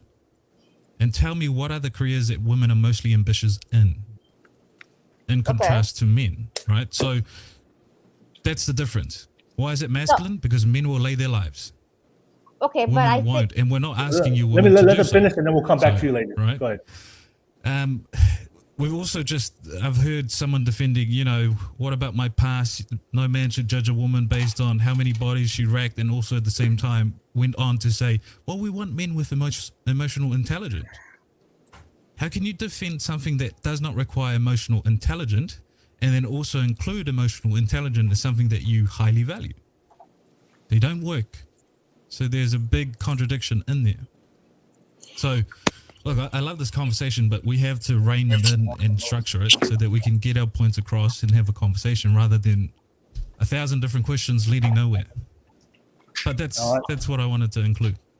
All right, no worries, Paulo Festa. Thank you for sharing. I appreciate that. I'll pass it to you. Do you have a new name now, Zadi? Yep. All right. Go ahead. No, I just wanted to add, I understand where you're coming from, Will, but I also understand where Alina, where she's coming from. Alina, just run it by you real quick. Are you working civil law, criminal law? Criminal law. Criminal law? Okay. Yeah. Gotcha. Would you say majority of the people that you work with, your coworkers or your superiors, are they men or women? I live in the city of Chicago. Diversity is huge. And my boss, the state's attorney of Cook County, is Kimberly Fox. She's a woman. I think it's like 60-40 now. 60 men, 40 women? Yeah, I would say that. Okay, gotcha. Yeah. Would you say they're all ambitious? Yes. Okay, so I do agree with you. I see where you're coming from. I feel like if you're in criminal law, you definitely got to be ambitious. You probably have crazy caseload, constant felonies and misdemeanor cases you're dealing with. You have to be ambitious. So I get where you're coming from with that. Or from your worldview, you see it and you're like, masculinity, ambition, only you guys? No, as a woman, I'm ambitious too. And it's apparent in your own life. And I agree with you. I think it goes both men and women, and I agree with that. I'm not going to say it's just a man trait. It's a trait for masculine trait, but at the same time for a woman, same thing. And I agree with you. It's in your nature God put that in you, like you said earlier, and I agree with you. But I also see where Will's coming from. In a sense, it is a masculine trait. Men are out here dominating. This world wasn't created, all these buildings and structure, because a man wasn't ambitious. It goes both ways. So I agree in that sense. This whole dialogue went from promiscuity to intelligence to masculinity to ambition. We're all over the place, but we can agree to disagree and agree on certain things. And I do agree with you, Alina, in that sense. But go ahead, Will. All right, no worries. Thank you so much. All right, appreciate you guys being on the live chat. Hey, Snoopy just puts another super chat donation. Time to listen to a masculine man. Oh, thank you so much, Snoopy. All right, no worries. And like I said, thank you so much for all you guys for watching this right now. Appreciate you guys. Don't forget to like and subscribe. But don't forget, this is a public show, so if you guys want to be part of the conversation, definitely drop click on that link and be part on. So, ladies, I'm gonna pass it to you guys. I know you have your questions and topics. We'll definitely finish the rest of the podcast with that. Let me start with you, Goddess. Goddess, what's your topic? What's your question? Throw it out there, and then we'll have the conversation. Go ahead, Goddess. My question would be like, what do you guys feel as far as like, do you care about a woman's past or any of your current relationships? Okay. Or have you cared about a woman's past? Is that what's the deciding factor on who you want to choose your mate to be? All right. Okay, so that's the question. There's a man here we have some men here on the panel. Does a woman's past matter? I'll start with you, Zadi. Zadi, what do you think? Does a woman's past matter in you when you want to decide on a wife and a long-term partner? Yes, I would say it matters in a sense. I mean, you're asking specifically for sexual history or her dating history, her dating habits. What specifically you asking? Both. I want it all. Yeah, all of it. I think it's very important. If you, let's go back to Alina, if you were to get involved in criminal law and become a lawyer for whatever county in Chicago or the city, they're going to do a thorough background check. That's not a position where you can just, it's like McDonald's. Here, let me hand you my application. I get in like that. Mm-hmm. They're going to thoroughly check your background. They're probably going to have an investigator, a PI, thoroughly investigate your history. And I think when it comes to your life partner or who you date or marry, we should be vetting the person that we're dating. And part of that is history. But it's not just a man, though. Women should be doing the same thing with who they date, too, and who they're seeking. Because it's a big investment. So using history, both people should be using history. Gathering information is basically what it is. Like Elena, she has to gather information to prove her case, and it has to be facts. It can't be opinion and very subjective. It has to be objective. And so both parties should be doing that. I think it's important because we are creatures of habits. If I'm dating a girl and she has a high, let's just say a high body count, and she has a promiscuous lifestyle where it's like for the past 10 years, this is her life. And then she meets me and she has a coming to moment with Jesus and she wants to change her life. She has to come to Jesus in order to know she don't want to have sex with nobody else? No, it's hypothetical. Oh. She went to church and she saw, she had a coming to Jesus moment. And then she's like, well, now I want to change my life now. It's like, I'm going to look at your history. We're creatures of habits, what's the likelihood of her not cheating on me? So do you basically agree with the lady on the TikTok? I didn't see the TikTok. Sorry, I didn't see that part. I got in probably like 30 minutes in. Good. Yeah. What is the high body count, by the way? Can we establish that? What is the high body count? It's individual. I mean, for me personally, I don't know. Don't hold back, brother. Just say I would say it's a safe space. Okay, I'll give you age, right? How old? It also depends on her age, right? Okay, I'll give you a personal story. So I was dating this girl. We're in the talking stage. We're gonna go like single talking, you know what I'm saying, situationship and then relationship, whatever you want to call that. But we're in the talking stage, and we went out and date. I mean, I love to dance. I land dance, salsa, bachata, and so we went out. She loves to dance too. Beautiful woman. We go out dancing. We hung out like the whole day, and towards the end of the night, we went out dancing, and her energy was great. She was very optimistic. We're vibing. Chemistry was on point. And we went to the spot to go out dancing, right? She started acting different. Her energy started to change, to shift. And, me being observant, I'm like, what changed? What's going on? She's like, I want to get out of here. I don't feel safe. I'm like, come on, girl. We've been good. Did I make you feel unsafe? Mm-hmm. And then I found out she told me, well, I used to mess around with a guy here. Found out it wasn't just a guy, it was 3 other guys. So maybe she should have suggested going to another dance. Yeah, exactly. You know what I'm saying? And when I found out there was 3 other guys at that spot, I was like, maybe they just all decided to come. That's not fair. I know, right? And then I found out there was 3 other guys. They all wanted to come dancing. That's probably the best spot. Right, and found out there's 3 other guys, and to me, I was just like, I felt this. I low-key, I didn't know how to, I was like, damn, I know we have history. We all have history. I'm not saying, I don't have history it's either. It's just that all her history met her at the same club on the same night. Yeah, and I felt she decided to take her out. Yeah, so I was just like, damn, if all these guys been in there, I was like, damn, How- good. I'm like, How old was she, girl? she was about 30. Okay. That's not So fair. then what's That's the high not body? fair. She's a So then what's the grown high body count then? I'm sorry, how do I pronounce It's subjective. I mean, I can't say a number, but I would say it's not even that. It was more of that experience and her feeling uncomfortable because there was 3 other guys. I was number 4 in that same room. She literally, her If she words were didn't this. feel uncomfortable, would that have not made you feel uncomfortable? If she would have just owned up to it and been confident and No. Well, the thing is this. Let me tell you something. What made it awkward was her response. I can control my response, but it was her response and her energy changing, and it was apparent. She told me that she was still emotionally attached to one of the guys, and that's why she was acting You like. should have led with that. Do you feel me?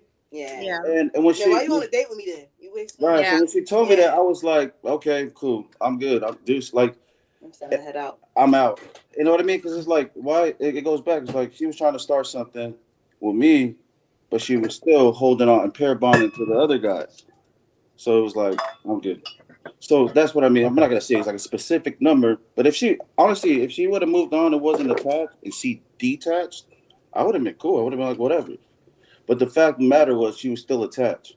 Yeah. Emotionally. No. So That's not good. Yeah. Okay, I mean, Zadi, you don't have a specific number, but what is considered too high for you? Too high. Too high? 30. Yeah. She's 30. Let's just set an age. 30. That's too high. Like, no, I'm talking about body count. I'm know. talking about body count. Like, what's the number for you that's too high for you as far as how many sexual partners? I would say, I don't know. I don't know. I don't know a specific number. I mean, Obviously, because the thing is this, I'm not gonna. I wouldn't even ask a woman that question. Yes. I'm saying you're gonna ask. Yeah. I'm not saying you're gonna ask, but I'm saying in general, like, what's a high number? Maybe like Why does it have maybe to be a high 1,000 or 100. I don't know. Okay, what This about guy, 10? right? You're asking for specifics. Avoiding the question. You're asking specifics. You're asking specifics. My thing is this. I could ask her, what her body, but I'm like, I got to look at my own history, my own bones. So I don't want to be that. No, I'm not saying you're gonna ask. No, I'm not saying you're gonna ask. Or too critical. You know what I mean? I feel like I'm not saying you're gonna ask, but if you found out like 20, 30, 40, 50, like if you all the guys are sleeping around, there is a specific number every guy has. Like, oh, that's too much for me. Okay. Every guy has. Are you asking for specific? If it's part in the double digits, where it's like, oh, I'm good. Okay. I don't want to. Double digits. Double digits. Oh, okay. So, are you? All right, thank you, Zadi. It's a girl. Let me pass it to Balafessa. Thank you, Zadi. Appreciate you. Pass it to Balafessa. Balafessa, what's your thoughts on it? What's the there's a woman's path. Go ahead. Look, the type of man that a vast majority of women go for are very calculated, and we look at things like this is going to be the best, not the best, but this is going to be the long life investment. We're going to pick a woman to be with, to build a family with. It's a long investment into the rest of our lives. And if you have a history of not committing to anything at all, that's not a person that most men who think about relationship in that way. Why would I invest in a woman that just gives up when things get hard? If you've been in a relationship for more than a couple of years, you would also understand it's not sunshine and rainbows. Issues will come and arise in relationship that will shake you to your core. If you have kids, there's a whole big dynamic, especially for women. Postpartum, kids bring a new dynamic in. That's going to be very different. And if you have a past as a woman that makes you give up on commitment so easily that you move on from one man to another, why would a man who's calculated all his life invest into you to be the mother of his children? It matters to me. And it matters to me for that. I don't want to go down 20 years down my marriage with kids and building a relationship with this woman and have her say, you know what? I met Timmy, who's got 6 hinges, and he treated me a lot different. I want to go and entertain that. So, I mean, the studies are 6 and higher in terms of men sleeping around with men proves to make women a lot less appealing to be peer bond. And it's not on the men, it's the women. They just won't peer bond as they used to. That's what the study is showing. But I'm not going to go there. You look at it yourself. Would you invest in a man who has no future? Right? So if he spent his time working in order to pursue a career that's going to make him a good man and a financially capable man, knows how to deal with his money, knows how to be a man when shit hits the fan, would you invest in that man, or would you invest in someone who's just spent all his life partying? Oh, you know what? Life is what it is. We look at it from that lens. Now, I don't have a number, but if you're a woman who moves from one man to another, that's too high already. I want to see if you're in a relationship, long-term relationship. Why didn't it not work? Who are you when you show up in a relationship? The So fact it's not that about a women number. entertain. Sorry? So it's not about. I know the studies number. The studies say 6 and high. It's too Like high. 6, like for at any age bracket, or is there a specific age bracket? Lifetime. Lifetime. Oh, lifetime. Okay. Yeah, 6 and higher has shown that you are more susceptible to divorces. Women who go through divorces are more likely to divorce again. Oh, a woman who's been divorced in the past? Is that what you're saying? So, women who have had 6 or more sexual partners are more likely to divorce the men that they're with. Okay. And first-rate divorces are also high predictor of second-rate divorces. So that's the study, and I know you ladies don't want the study because it doesn't make sense. But why would a man choose a woman that's going to be the mother of their children, the woman that's going to show up and go, say, look, you serve a purpose, I serve a purpose. We're going to build together. I feel like it's not even that though. I don't think men are thinking, oh my God, she's gonna leave me and give up on me, divorce on me. She has a high body fat. I just think they just think it's not attractive. Guys don't like accessible women. It's not attractive, and it's women who make it unattractive because you're just not built that way. Women who rack up the body are also very unaware of how detached they are. I think that's what it is. Yeah. And we men are able to detach. That's why we can pick it up so easily. We're used to being detached from a lot of things. It's part of why we are ambitious the way that we are. We can detach from things that requires a huge emotional toll. Why I'll call us psychopaths at some stage is because we are able to detach is also a big contributor to why we can be ambitious in the way that we are. When we see that in a woman, it's always correlated to a very adventurous past. And it's not us that disqualify you, you disqualify yourself. If it gets too hard, you walk away. Okay, I've done this many times, I can do it again. Why would I try with this man? He's not trying out for me. But you're speaking of a minority of men, Paulo. Minority of men are successful and ambitious. That's a minority. You ladies are attracted to the minority. I just heard a lot of you describe that men are lazy. I think the majority of them are. It's hard to find a man that has like a good shoulder on his head that they're like that's it. Like being successful is not the norm in America, at least. Yes, because you're forgetting that the vast majority of men are also in jobs that you don't see, blue collar chip jobs. But a vast majority of you don't qualify those type of men. They are in your sewers, they are in your power lines, they are in the deep sea, they are in the valleys and whatnot. The restaurants. So what you see is just the men that you're capable of seeing, and a vast majority of them are invisible. So I can understand why you would qualify a lot of men as lazy. However, the careers that keep the infrastructure alive that we're all contributing to and benefiting from, they're disappearing. They're invisible to a vast majority of you. Okay. All right. No worries. Thank you, Paulo Festa, for sharing. Thank you, Jay Prime, for jumping on as a public guest. Let me pass it to the ladies, what their thoughts on it. I'll bring it to you, Jasmine. Jasmine, that was the topic of Goddess. Does a woman's past matter? You heard from the fellas. Anything you want to add on or respond? Go ahead, Jasmine. I have a lot I want to say. I feel like, honestly, I could go past the time capsule here, so I don't know how much I should give it a shot. Give it a shot. Go ahead. I got you. I feel like there's a lot of double standards, like how women and men are looked at, and to say, like, how many men do you know that have only slept with 6 women? Like, I don't know any, unless they're virgins. Like, not even trying to be funny, but like, I just feel like there's a lot of, I don't know. I don't agree with a lot of things that were said, and that's fine. I have my own opinions. I've slept with more than 6 people. I don't think that makes me like unvaluable or not wifeable, and I can tell you what I bring to the table, and I'm way more ambitious than a lot of people I know. So I just, that's not going to be, everybody's not the same. Everyone didn't grow up the same, etc. But it's like, I don't know. This is crazy to me, honestly, to hear some of this. Like, I haven't heard these polls and whatever you got this information from. I don't know. There's been a lot said, so I have a hard time like pinpointing, you know what I mean, or like bringing up whatever. I had a thought at the moment, but there's nothing really particular that I want. I mean, you know what I mean? That I want to add on. All right, no worries. Thank you, Jasmine.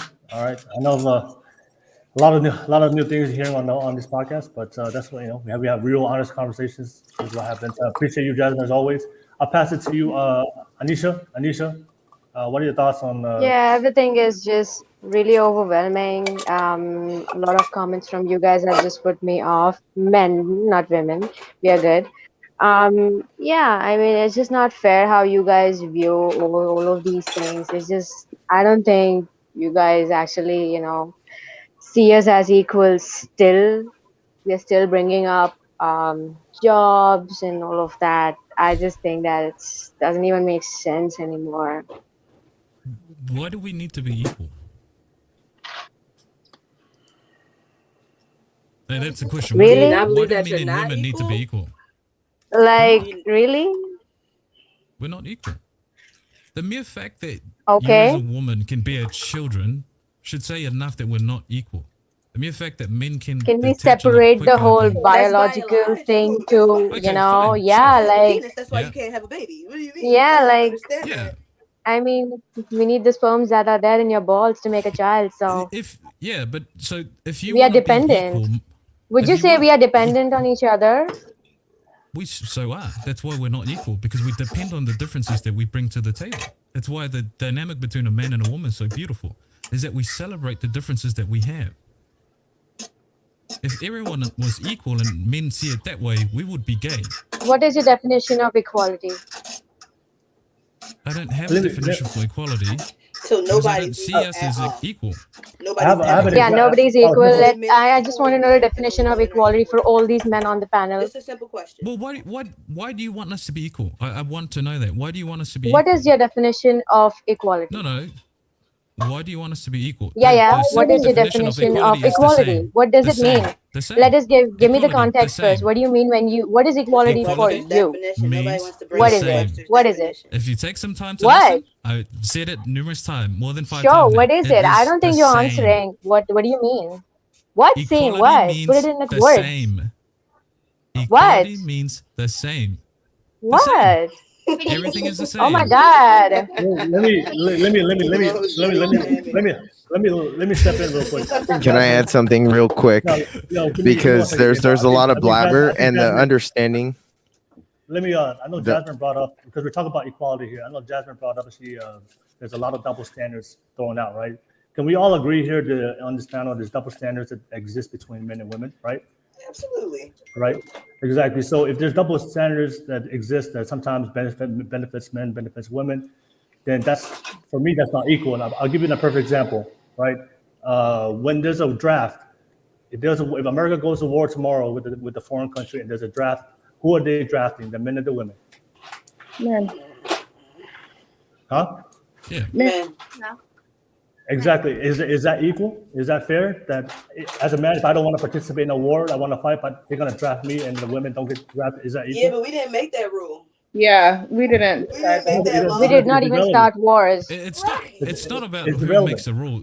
Let me give you a That's prime what I'm example. saying I is have a wife. that's a double standard. But the thing is, for me, I don't have a problem with that because I prefer the men to go to war because we're physically more capable to go out there and fight the war. And as a man, I think it's our pride and duty to defend our children and women. But that's me. But I'm just saying is that's a There's double actually standard. a Now reason we why can that sit here. law exists. We can sit here and complain about equality, but in reality, double standards exist between men and women because we're different. There's certain things that men should do, and there's certain things that women should do. Now we can argue here and sit here that it's equal, but the reality is it's not equal. Can I say something? So the thing is, that's a reality. Like a lot of you guys say it's equal, but there's a lot of men out there. We get drafted tomorrow. there's a potential that most of us on this panel are probably gonna get drafted, and a lot of us are gonna die in the war while you guys stay home. And that's just a reality of men of the double standard exists. So that's, for me, it's like, that's why I think as human beings, we should be treated equally. I get it. As human beings, we should always be treated equal because we're all equal as human beings. But in society, there's certain double standards, certain things that society only prefer men to do. And there's certain things that prefer women to do because of the biological differences. But we can see and complain. But at the end of the day, if we get drafted, the Titanic sinks. Last time I checked, when the Titanic sank, most of the women were on the boats and they were saved and all the men died. But that's just a reality the men have to accept. It's not equal between us. Can I say something? Go ahead. Are you done, Anisha? Do you mind if I say something? I'm asking. Go ahead. Yeah. Go ahead, Alina. So, and there's some. I'm sorry, can everybody put themselves on mute? There's some background noise, if you don't mind. Go ahead, Alina. I'm gonna draw to my law experience, and I wanted to address what Paulo said. I'm sorry, am I pronouncing your name correctly? Yeah. Paulo? More than perfect. Paulo. Okay, Paulo. So you said that men and women are not equal, right? That's your notion. Yeah. Okay. God forbid I get murdered, right? Cook County State's Attorney's Office or whatever county I'm living in at the time catches the defendant. Case comes for sentencing. A man also gets murdered. Same case comes for sentencing in front of a judge. The judge is going to impose the same penalty on the defendant for killing a woman and a man. Why? Because in the eyes of the law, I am equal to a man. We are both human. And because we are both human, the judge is going to impose the same life sentence. So if I'm not equal to you, why is it that in the law, a law is a reflection of society, why is it that legally, human-wise, we are the same? Because I actually think separate but You've equal. just said it. You've just said the answer. It's human. Human lives are equal. So Now, we're if equal in that regard. Yeah, in the regards that we're humans, but in the regards that we're different sexes, men and women are different in that regard, and we bring different dynamics to the table. Okay. Now, so we're equal in a human. What happens to us? Yeah, we're human beings. So our You lives said are men valued and women equally. are not equal. That's why. We're not equal in the contribution that we bring to the table when we regard relationship. Now, for example, my wife and I have 2 kids. We've been together for 7 years. Now, if someone was to break through our house at night, equality would demand that whoever wakes up first would go and see it through. If my wife forbid, if she woke up first, equality would say, you're equal as your man, you go and defend. No, I would rather that my wife wakes me up and I would say to her, go and get the kids, get to a window, I'll go and check it out. And if anything happens, run for it and call the police. Don't come home until the police are with you. That is what equality is teaching you, is that regardless of whatever the situation is, a woman and a man can perform the same and have the same impact. It doesn't. And not only that, why is it that you want to be like men? But you don't want men who are like women. I never said that. Men and That's women what are equality is. That's what equality Well, is. here's the thing: when I hear you guys say, "Oh, men and women are not equal," I hear that as we are like I'm just a piece of property. That's how I hear No, it. I'm so a piece of you're property. you're conflating superiority and inferiority. Equality does Dehumanize. not I mean feel like that. you dehumanize. That's that's why I asked you the first question: are we equal? And then I had to give you that sentencing example, and then you say, "Okay, we're equal from." This is what modern society has conflated and has confused a lot of y'all. That as soon as someone says we're not equal, it means that men see them as superiors while women see themselves as inferior. My wife is a superior woman than I will ever be. She's a superior mother than I will ever be. She can make a home. She can turn this empty husk of a whatever it is to a home that no matter how hard I try, how many dresses I wear, how many high heels or whatever makeup I put on, I can never have the same effect as my wife. So and I celebrate that. So why not just say that we're different? We're different. We are different. So we're And equal but the different. premise, the premise that we're different does not equal that we're. Why are y'all not hearing yourself? The fact that we're different means that we're not equal. Why no, To be I equal don't means agree the with that. same. No, for example, the color red, the color blue. Which one's better? I mean, they're different, but they're just a color, just like any other color. They're colors. But they're not the same. So Alina, so when men get drafted and then you guys and most women gonna stay home, is that equal? I want by your In that definition, is that specific equal? situation, no. In that specific situation, no. In that narrow situation, men are physically superior in an area, yes. Women are probably superior in other areas. Do we balance out each other? Do we cancel out each other? Then you're proving exactly what we're saying. And that's why it's beautiful Men that are we are not equal. Because That's why we're not different. equal. And it's beautiful that when we do come That's why together, we I want to add something on. Equality I want to add something on. means, Alina, equality means gender doesn't matter. Yeah. That's why equality means gender doesn't matter. Men or women, we do the same thing. No, that's identical. Okay. You said Okay, that's okay. you're not identical. Equal and identical are two different things. Okay, Alina, you brought up the whole entire convolution of entering inside of a courtroom. So you know what viewer discretion is, right? As far as a judge, commissioner. Have you ever been on the opposition of being prosecuted? Have you ever experienced? Yeah, you personally. No. Okay, No. I have. I'm a 2-time convicted felon, 3-time indicted federally, and now currently I'm doing well for myself and I flip script. Okay, so tell me why is viewer discretion in existence? And tell me why that Stanford and Harvard and MIT has released a document showing that viewer discretion by the judge, commissioner, whoever it may be, sitting on the podium, has the opportunity to choose a lesser sentence for women. Tell me why is that an opportunity for a judge or commissioner in viewer discretion? And tell me why that 80% of the time, if you work in law, and I understand this because I've gone to Harvard, tell me why, if you work in law, that 80% of the time viewer discretion is advised towards the commissioner or judge. And this is MIT, this is Stanford, this is Harvard's own case study. Tell me why is it that a judge will pick a lesser sentence for the exact same crime for a woman than they would for a man? Why is that? Okay. So the premise that I'm trying to get to is that you guys do not seek equality, you guys seek equity. Equity is the opportunity of outcome and fairness. No. The judge. Equality is the same outcome. Same outcome. Directive of the same outcome. It doesn't mean you have to be qualified. What you guys seek is actually equality. It's not. You guys aren't seeking equality. You guys are actually seeking. You guys are actually. Sorry. You guys aren't actually seeking equality. You guys are seeking equity. That's the difference. By the way, I actually disagree with a lot of the discretion thing. Why judges give supposedly, I haven't seen anything. You can disagree with it, but it's an actual factual stat given by Ivy League schools. But it within America, it's a fact. It's not because she's a woman. It is a fact. No, it's not just because she's a woman. It is. They have to look at her background. Does the woman have a background? Unfortunately, a lot of men. It still doesn't change the fact that the fact of the matter is that 80% of the time, the judge on viewer discretion will choose the lesser sentence for a woman, even though she has committed the same crime for a man.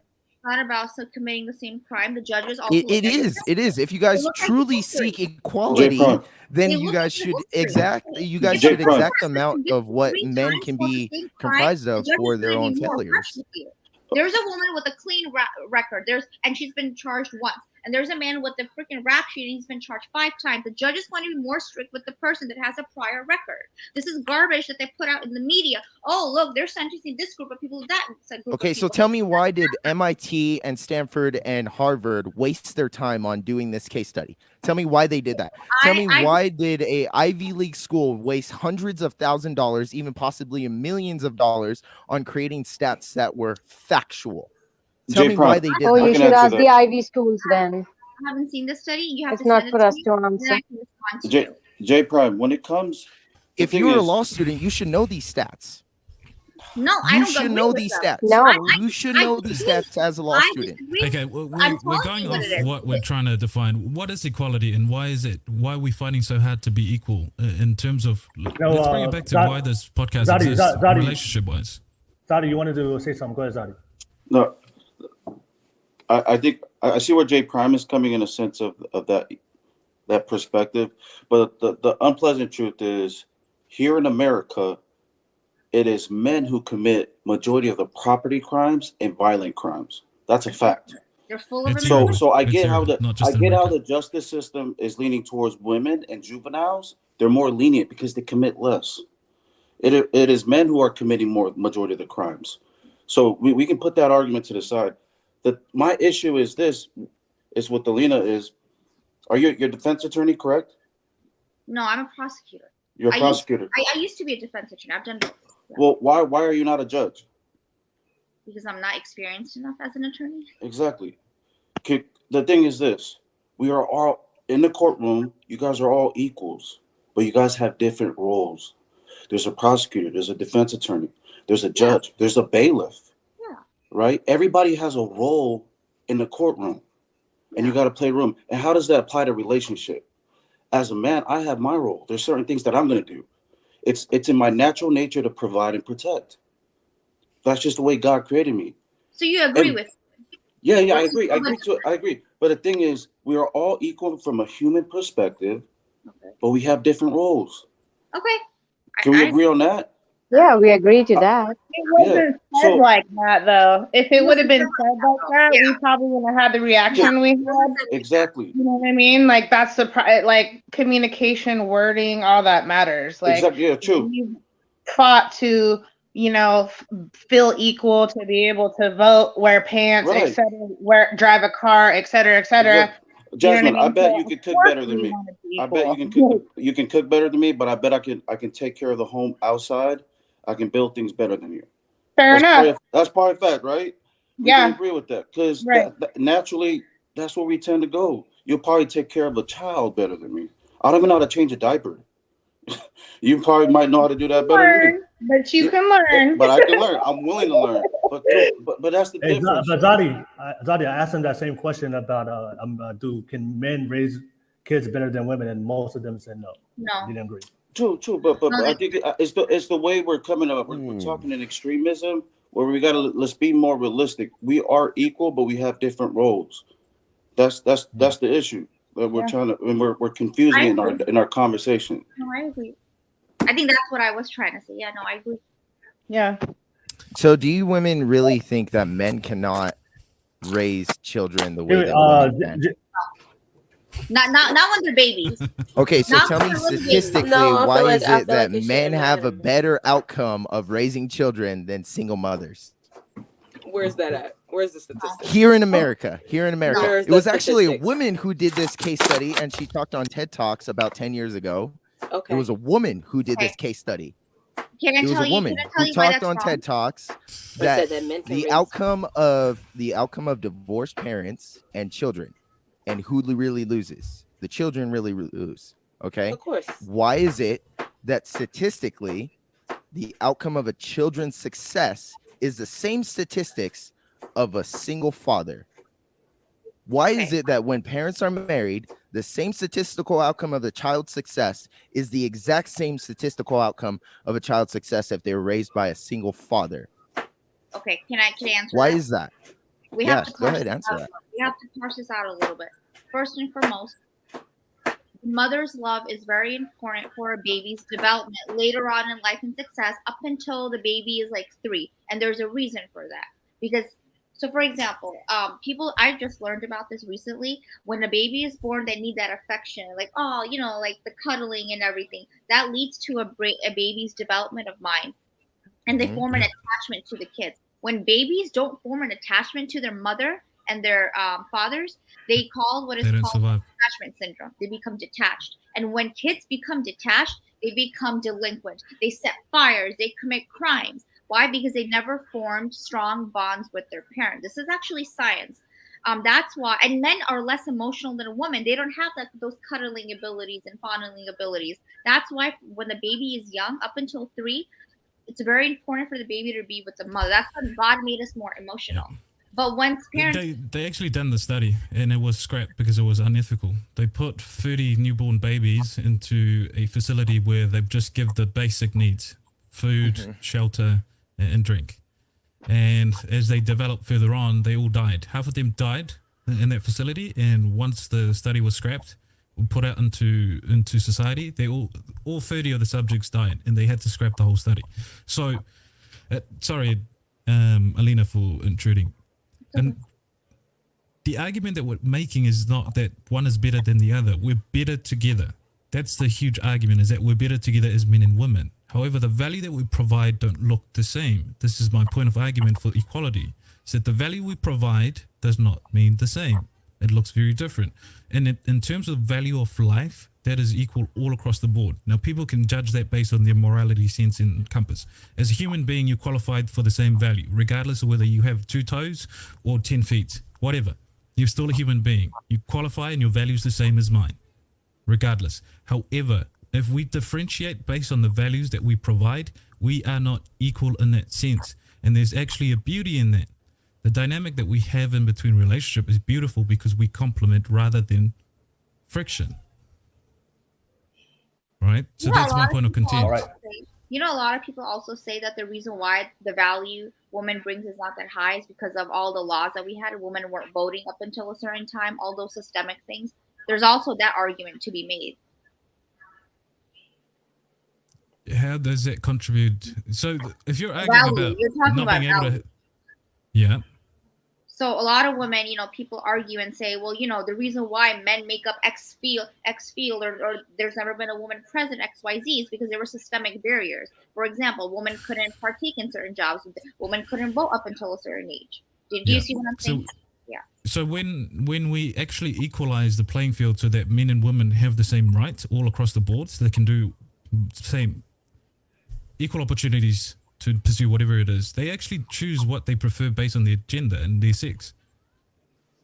Scandinavia, and I know Jordan Peterson does this a lot, he does the comparison. I've looked at that study. In Scandinavia, when they did that, women tend to go into fields that were social sciences, where men went into STEM.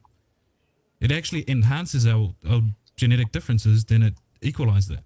But then there have also been studies, you know, culturally, we don't even encourage our daughters to go to engineering school. So is it really genetics, or is this somewhat of a cultural thing? How often do we say to our daughters, hey, you know, you should become an engineer? It's a cultural thing. Exactly. Female engineer already. If you look at female engineers, they're without children, they're without relationship, they prefer their work rather than a relationship. So why would we advise our daughters who want to build a family, and if that's their goal, it's not encouragement, it's, look, if you want to build a family, these careers will be better suited to you. If you don't want a family, pursue that. But there's so many female doctors, nurses. Let me step in real quick. I know Jasmine wants to add on. Go ahead, Jasmine.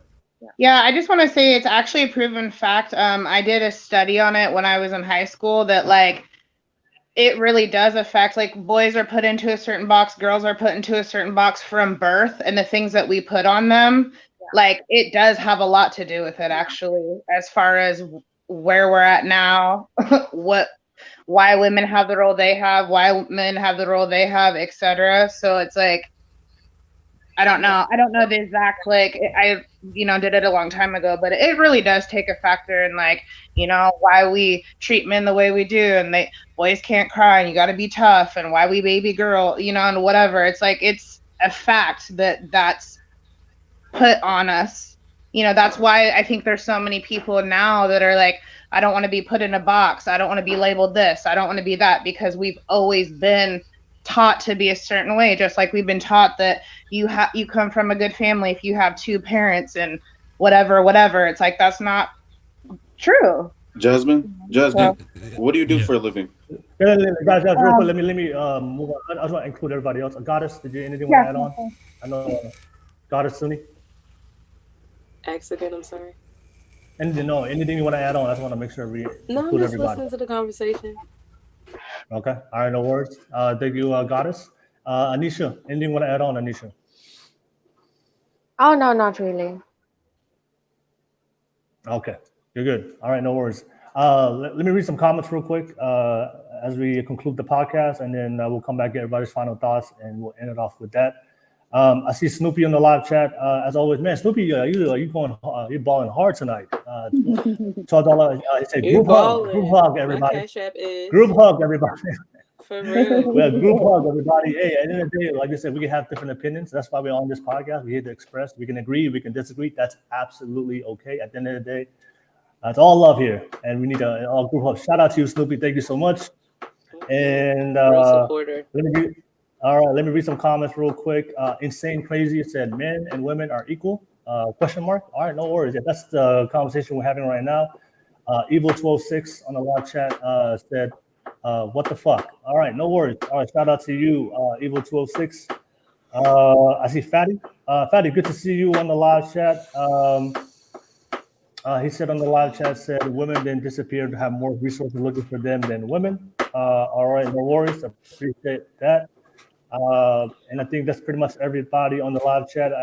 BL17, as always, said hit the like, subscribe button real quick. Shout out to you. Thank you, BL17. And I see Rhea on the live chat. Shout out to you. He said, I've seen so many cases that women serve less time than men with the same crime. All right, no worries. That's your opinion. Thank you for sharing on the live chat.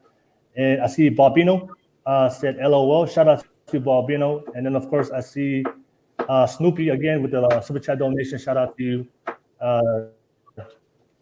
with another $20. Good podcast. Thank you so much. Man, Snoopy hard man right now, man. Thank you so much. Appreciate you always supporting the channel. Appreciate you guys.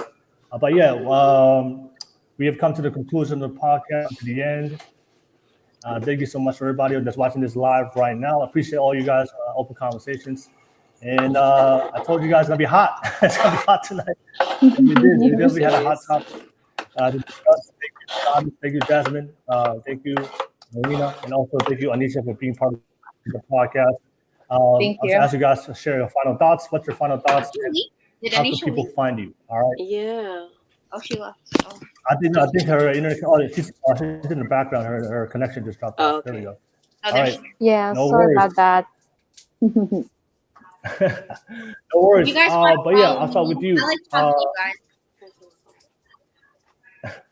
All right, Alina, what's your final thoughts? Final thoughts on tonight's discussion, and then how can people find you, Alina? Well, I don't have that many followers, 500 something, but my handle is right there, AL_KHAN. But my Is final this Instagram or Twitter? Instagram. You can follow me. I'll follow you back. I like talking to you guys. But my final thought is this. You were saying that men view women differently with a high body count. I'm going to end it like this. Women view women differently with a high body count. When women get in a fight with each other, they call each other a hoe. Guys don't call each other a hoe when they get in a fight with each other. That's a compliment for a guy. They don't call each other a hoe. You're such a slut. Girls call each other sluts. You know why? Because we view women differently with the high body count. We did this to ourselves. So that's my only thing. All right, no worries. Thank you so much, Alina. Thank you for sharing. Appreciate that, keeping it real. I'll pass it to you, Goddess, final thoughts, and how can people find you, Goddess? Hi, everybody. Yeah. You can follow me on Twitter, Goddess_Sunny. It's that one right there. But final thoughts. I feel like we all low key said the same thing. The women on the women's side and the men on the men's side. Like as far as how the men said, the women not equal, but we is equal because we're humans. Men low-key care about a woman's past if they want to find a special mate or find someone that they want to make a family with. At the end of the day, it depends on what you want and who you want to spend your life with. Paulo, you already got your mate, so you lit. So you really didn't even have to be in this conversation, but we definitely appreciate your 2 cents. Zaddy, stop taking girls to the same dancing place. J Prime, we ain't getting nothing about you for real, but you seem lit. Hopefully you know what you're doing in your dating situation. And all my ladies, y'all did good too. Smile because I want to take a boomerang because I like taking pictures. All right, do it real quick. Do it for the boomerang. Go. All right, lit. Thank you. All right, for sure. Goddess, yeah, real goddess on this podcast. Shout out to you. Thank you so much. Appreciate you. All right, I'll pass it to Jasmine. Yeah, we appreciate you and thank you for making it. I know I tried to get you on here, but we finally made it happen. You're finally on here. Yeah, Jasmine. for sure. I would love to definitely discuss this topic more another day, but first, I want to say Merry Christmas Eve to everybody, or whatever you celebrate. Happy holidays, happy Kwanzaa, all that good stuff. And thank you for having me on. I really enjoyed myself. I do, I like to think I'm cut from a different cloth. I'm definitely from a different era. Just, I would like to say, even though, we all have a past, like, that doesn't define my future. I know I'm so different than, how I was back in the day and how I did things and how I look at things. And I've been through a lot. I've definitely experienced things a lot of other people haven't. I'm not going to, go into that. But like, I just feel like I've definitely been through things that make me look at things differently. So I just hate when people get judged all the same or put into the category just because we're a female or whatever. But I really enjoyed myself. It was really nice talking to everybody. You can, I don't know. I have a few different Instagrams. I do hair and modeling and different stuff, but I guess the one to follow would be probably my Instagram, November Rain.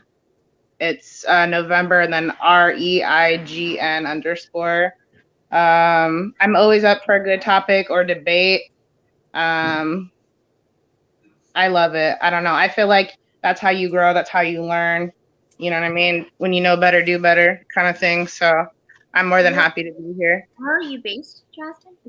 I'm in Washington State. Okay. Where are we all based? No worries, Jasmine. As always, thank you so much. Thank you. Thank you so much for Elena being part of asked the a podcast. question. I She appreciate said you. where we I appreciate you. Is anyone based in Chicago here? No, I'm in Maryland. Okay. We're all in different states. Okay. So is my bestie. Yeah, He's in Maryland too. Hey. All right. It's 2:00 in the morning here. Y'all got me out late. Yeah. All right. That's what we do on the podcast. We keep it lit. Let me pass it to you, Anisha. Anisha, final thoughts and how can people Well, find it you? was definitely a roller coaster. And I come from India, and I guess 100% of the statistics were not even from India. They were from America and all that, and I couldn't relate to any of them. So anyway, it was definitely a roller coaster. Personally, I have dated feminine men. I have no problem with a feminine man. I mean, it's okay. I am Can very that be the next accommodating topic of myself as a discussion? person. And we should run a poll in India and in America. Yeah, we can discuss. Yeah, we can discuss. Mm-hmm. Yeah, so everything is good. I'm very accommodating myself, so I'm good with anything. I guess I can survive. So yeah, you guys can find me on Instagram at @Anisona. I put that as my name over here. And yeah, it was great. Group hug to everybody, all of them, and hopefully we find our better halves in the next year. All right. Anisha, man, you gotta get yourself some masculine men, Anisha. Stop dating those feminine men. Get yourself a masculine man. All right. Oh, I have All dated right. both ends. Don't worry, I have dated both ends. I'm very Whichever accommodating. makes Yeah. her feel more feminine and happy. And yeah. Okay. All right. Well, thank you so much. I appreciate you guys. Let me pass it to fellas real quick. Final thoughts. How can people find you? I start with you, Zadi. Zadi, thank you for jumping on as always as a public guest. Final thoughts. How can people find you? Can you hear me? Yes, sir. Gotcha. This whole conversation was all over the place, but for sure. I'll start from the beginning. Intelligence, men and women.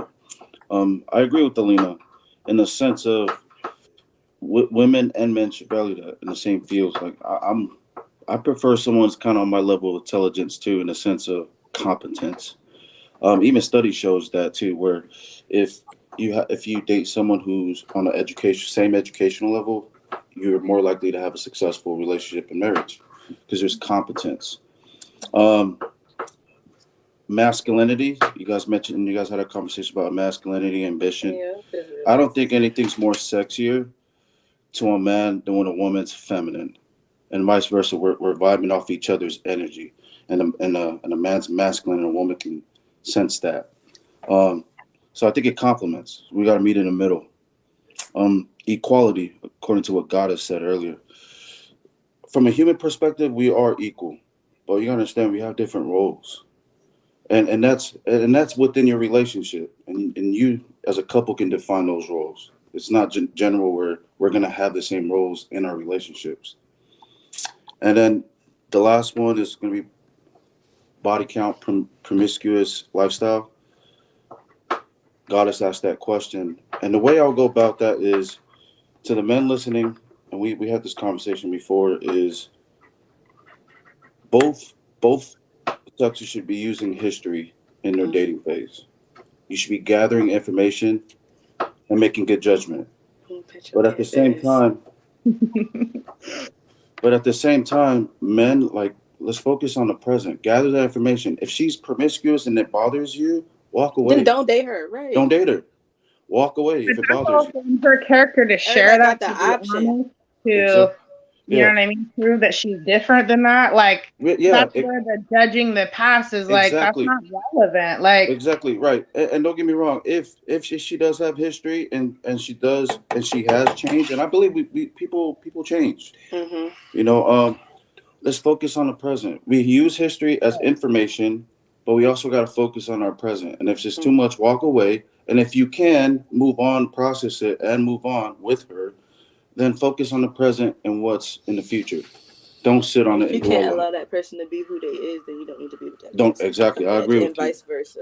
Vice versa. It works both ways. Mm-hmm. And yeah, don't be afraid to walk away. If it hurts, I'm talking to men here. Because we're the ones that bring the high body count all the time. Walk away. If not, if you feel like you're the most dominant man she's ever encountered, who cares? Right. She's never gonna encounter someone like you. I'm gonna show you a lifetime of what a man is. But that's it. Mm-hmm. All right, no worries. You can find me on the Discord. Okay. All right, no worries. Thank you, Zadi. What? On the Discord. What?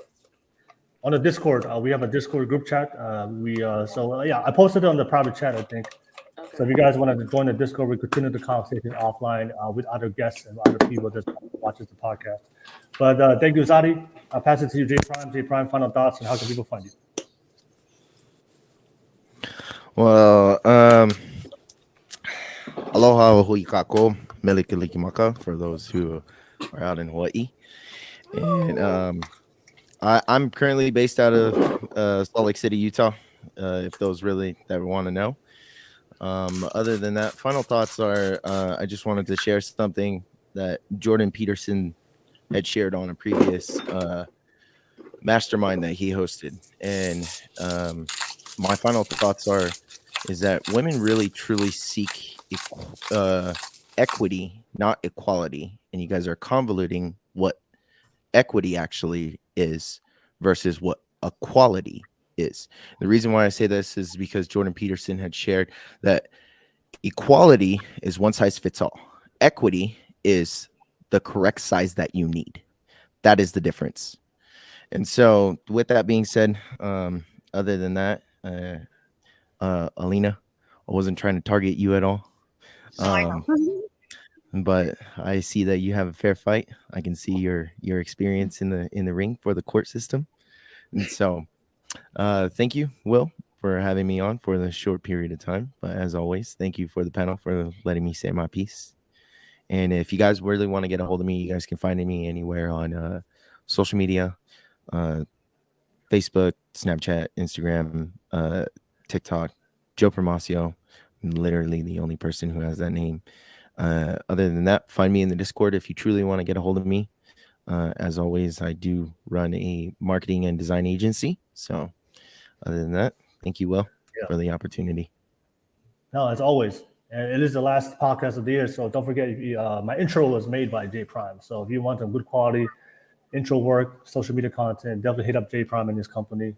Got the best stuff. So thank you so much, J Prime. I'll pass it to you, Balafesa. Final thoughts, and how can people find you? Happy holidays, everyone. Look, you won't find me. I live my life in the reality that we live in. So if you do want to have a conversation, find me in Discord. That's where you'll find me in terms of these conversations. I have been in the world of construction for the last 10 plus years. So these conversations, although I'm with a wife and 2 kids, they are still relevant to me. And they're relevant in terms of we as men are in the highest rates of suicide. So that should say about the world that we live in terms of our interaction in. And not only that, I get to see men of all ages come through with the same problem, same predicament. And I can tell you that the type of man who has a backbone and who can stand with the values that we typically define, and typically the ones who have a better life.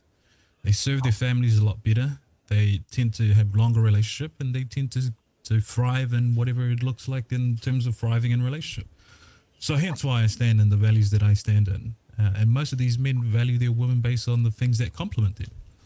So if you want to continue this conversation, there's an after show where the lives turn off and we get to further whatever it is that we discussed, or find me in the Discord.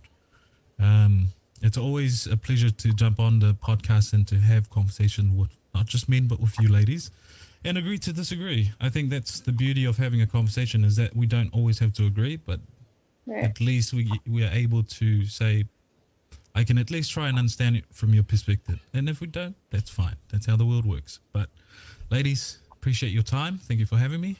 Fellas, we'll probably see you in the after show. And Will, again, thank you for allowing a piece of content like this to be amongst the conversation. I think there is too much finger pointing to the point where people no longer can determine what it is that's so beautiful about our dynamic as men and women, because it is. It's such a very unique and beautiful thing to have and to share between each other. So happy Hanukkah, everyone. Thank you for having me. All right, no worries. Thank you so much, Balafessa. Let me pass it to Anisha, because I believe in equality. So Anisha, go ahead. Yeah, Go ahead. so last time I was there on this podcast, I discussed a modern dating term called as cockfishing. Does any of you know what cockfishing is? No. Explain it one more time. So cockfishing, or cock? no, cock, C-O-C-K. That's only in India. So cockfishing is when you get photoshopped dick pics. That is what cockfishing is. Oh my God. So on this podcast, I want to give out one more. Yes, when somebody photoshops their dick pics and they send it to you, that is cockfishing. And all y'all got heads on, so I'm. I thought you're supposed to love all things equally. I thought that was supposed to be. So there's another modern dating term. Yeah, so there's another modern dating term that I want to just give out. It's called as cuffing. Do you guys know what cuffing is? Cuffing, yes. Ass cuffing, no. No, go ahead. Also, cuffing, yeah. So cuffing means that when somebody is trying to get into a relationship during the winters. Oh. So what they're doing is cuffing. Yeah. It's a modern dating term, like cockfishing. Yeah, in America we call it cuffing season. Yeah, it's the winter season. Right. I heard that song. It's going viral. All right. Good to know. No worries. If we're talking about always, terms, search up soaking under images. Oh, no. Stop it. Jesus Christ. It's Christmas Eve, bro. It's Christmas Eve. Keep that in Salt Lake City. All right. No It's worries. the As cuffing always. season. Get you a big boy. Oh, man. Oh, man. Nevertheless, let me give a shout out to everybody. Okay, my sound effect's not working, but shout out to everybody on the live chat. Thank you so much. I see Lisi in the live chat. Always good to see Lisi in the live chat. He said, Will is thinking, come on, I'm hungry. Yes, I am hungry. It's got a Christmas Eve dinner here waiting for me. So thank you so much, everyone in the live chat. Appreciate you guys. And thank you so much to the panel, the ladies and the men. Last podcast, end of the year 2022. And it was a banger. We went hard tonight. It was hot. We had some good conversations and back and forth. That's how we end off the podcast for the year for 2022. And as always, appreciate the public guests, for the fellows to come on and add their perspective. Merry Christmas to you guys. And of course, don't forget to like and subscribe. And don't forget, I just posted the Discord link on the YouTube live chat. So we do have a Discord group chat. A lot of people join. And it's a community where we have open conversation. We continue the conversation offline. Obviously, like Jasmine said, we can continue this conversation. A lot of things we wanted to discuss. So we're definitely going to continue. So if you have any questions, if you want to continue the conversation with us or have open communication with us one-on-one, with us on the panel and other previous members from previous panels, definitely join the Discord. So if you support the podcast, love the conversation, love the community, join our Discord, Gobble Podcast, Discord community, and we'll definitely talk to you guys on there. But nevertheless, I appreciate you guys. I appreciate all your support at the end of the year. I'll be launching my podcast studio next year, 2023. Got to take it to the next level. And of course, ladies, I think we gotta run this back. We gotta run this back. All you guys, I think we definitely gotta run this back. We had a lot of things we didn't get to discuss because of the time. So I'll definitely reach out to you, ladies, 2023. We'll definitely run them back and have more open conversations. But nevertheless, I appreciate you guys. Whether we agree or disagree, Like Snoopy on the live chat said, at the end of the day, ladies, we can disagree, but all love. It's all love, all love on here. All right, but nevertheless, you guys have a great night. I appreciate you guys. You I'll see will. you guys next time. Bye-bye. Bye-bye. See you guys New Year's. Thank you. Peace. Bye. Bye, ladies. Peace, y'all. Everybody on live chat. Peace.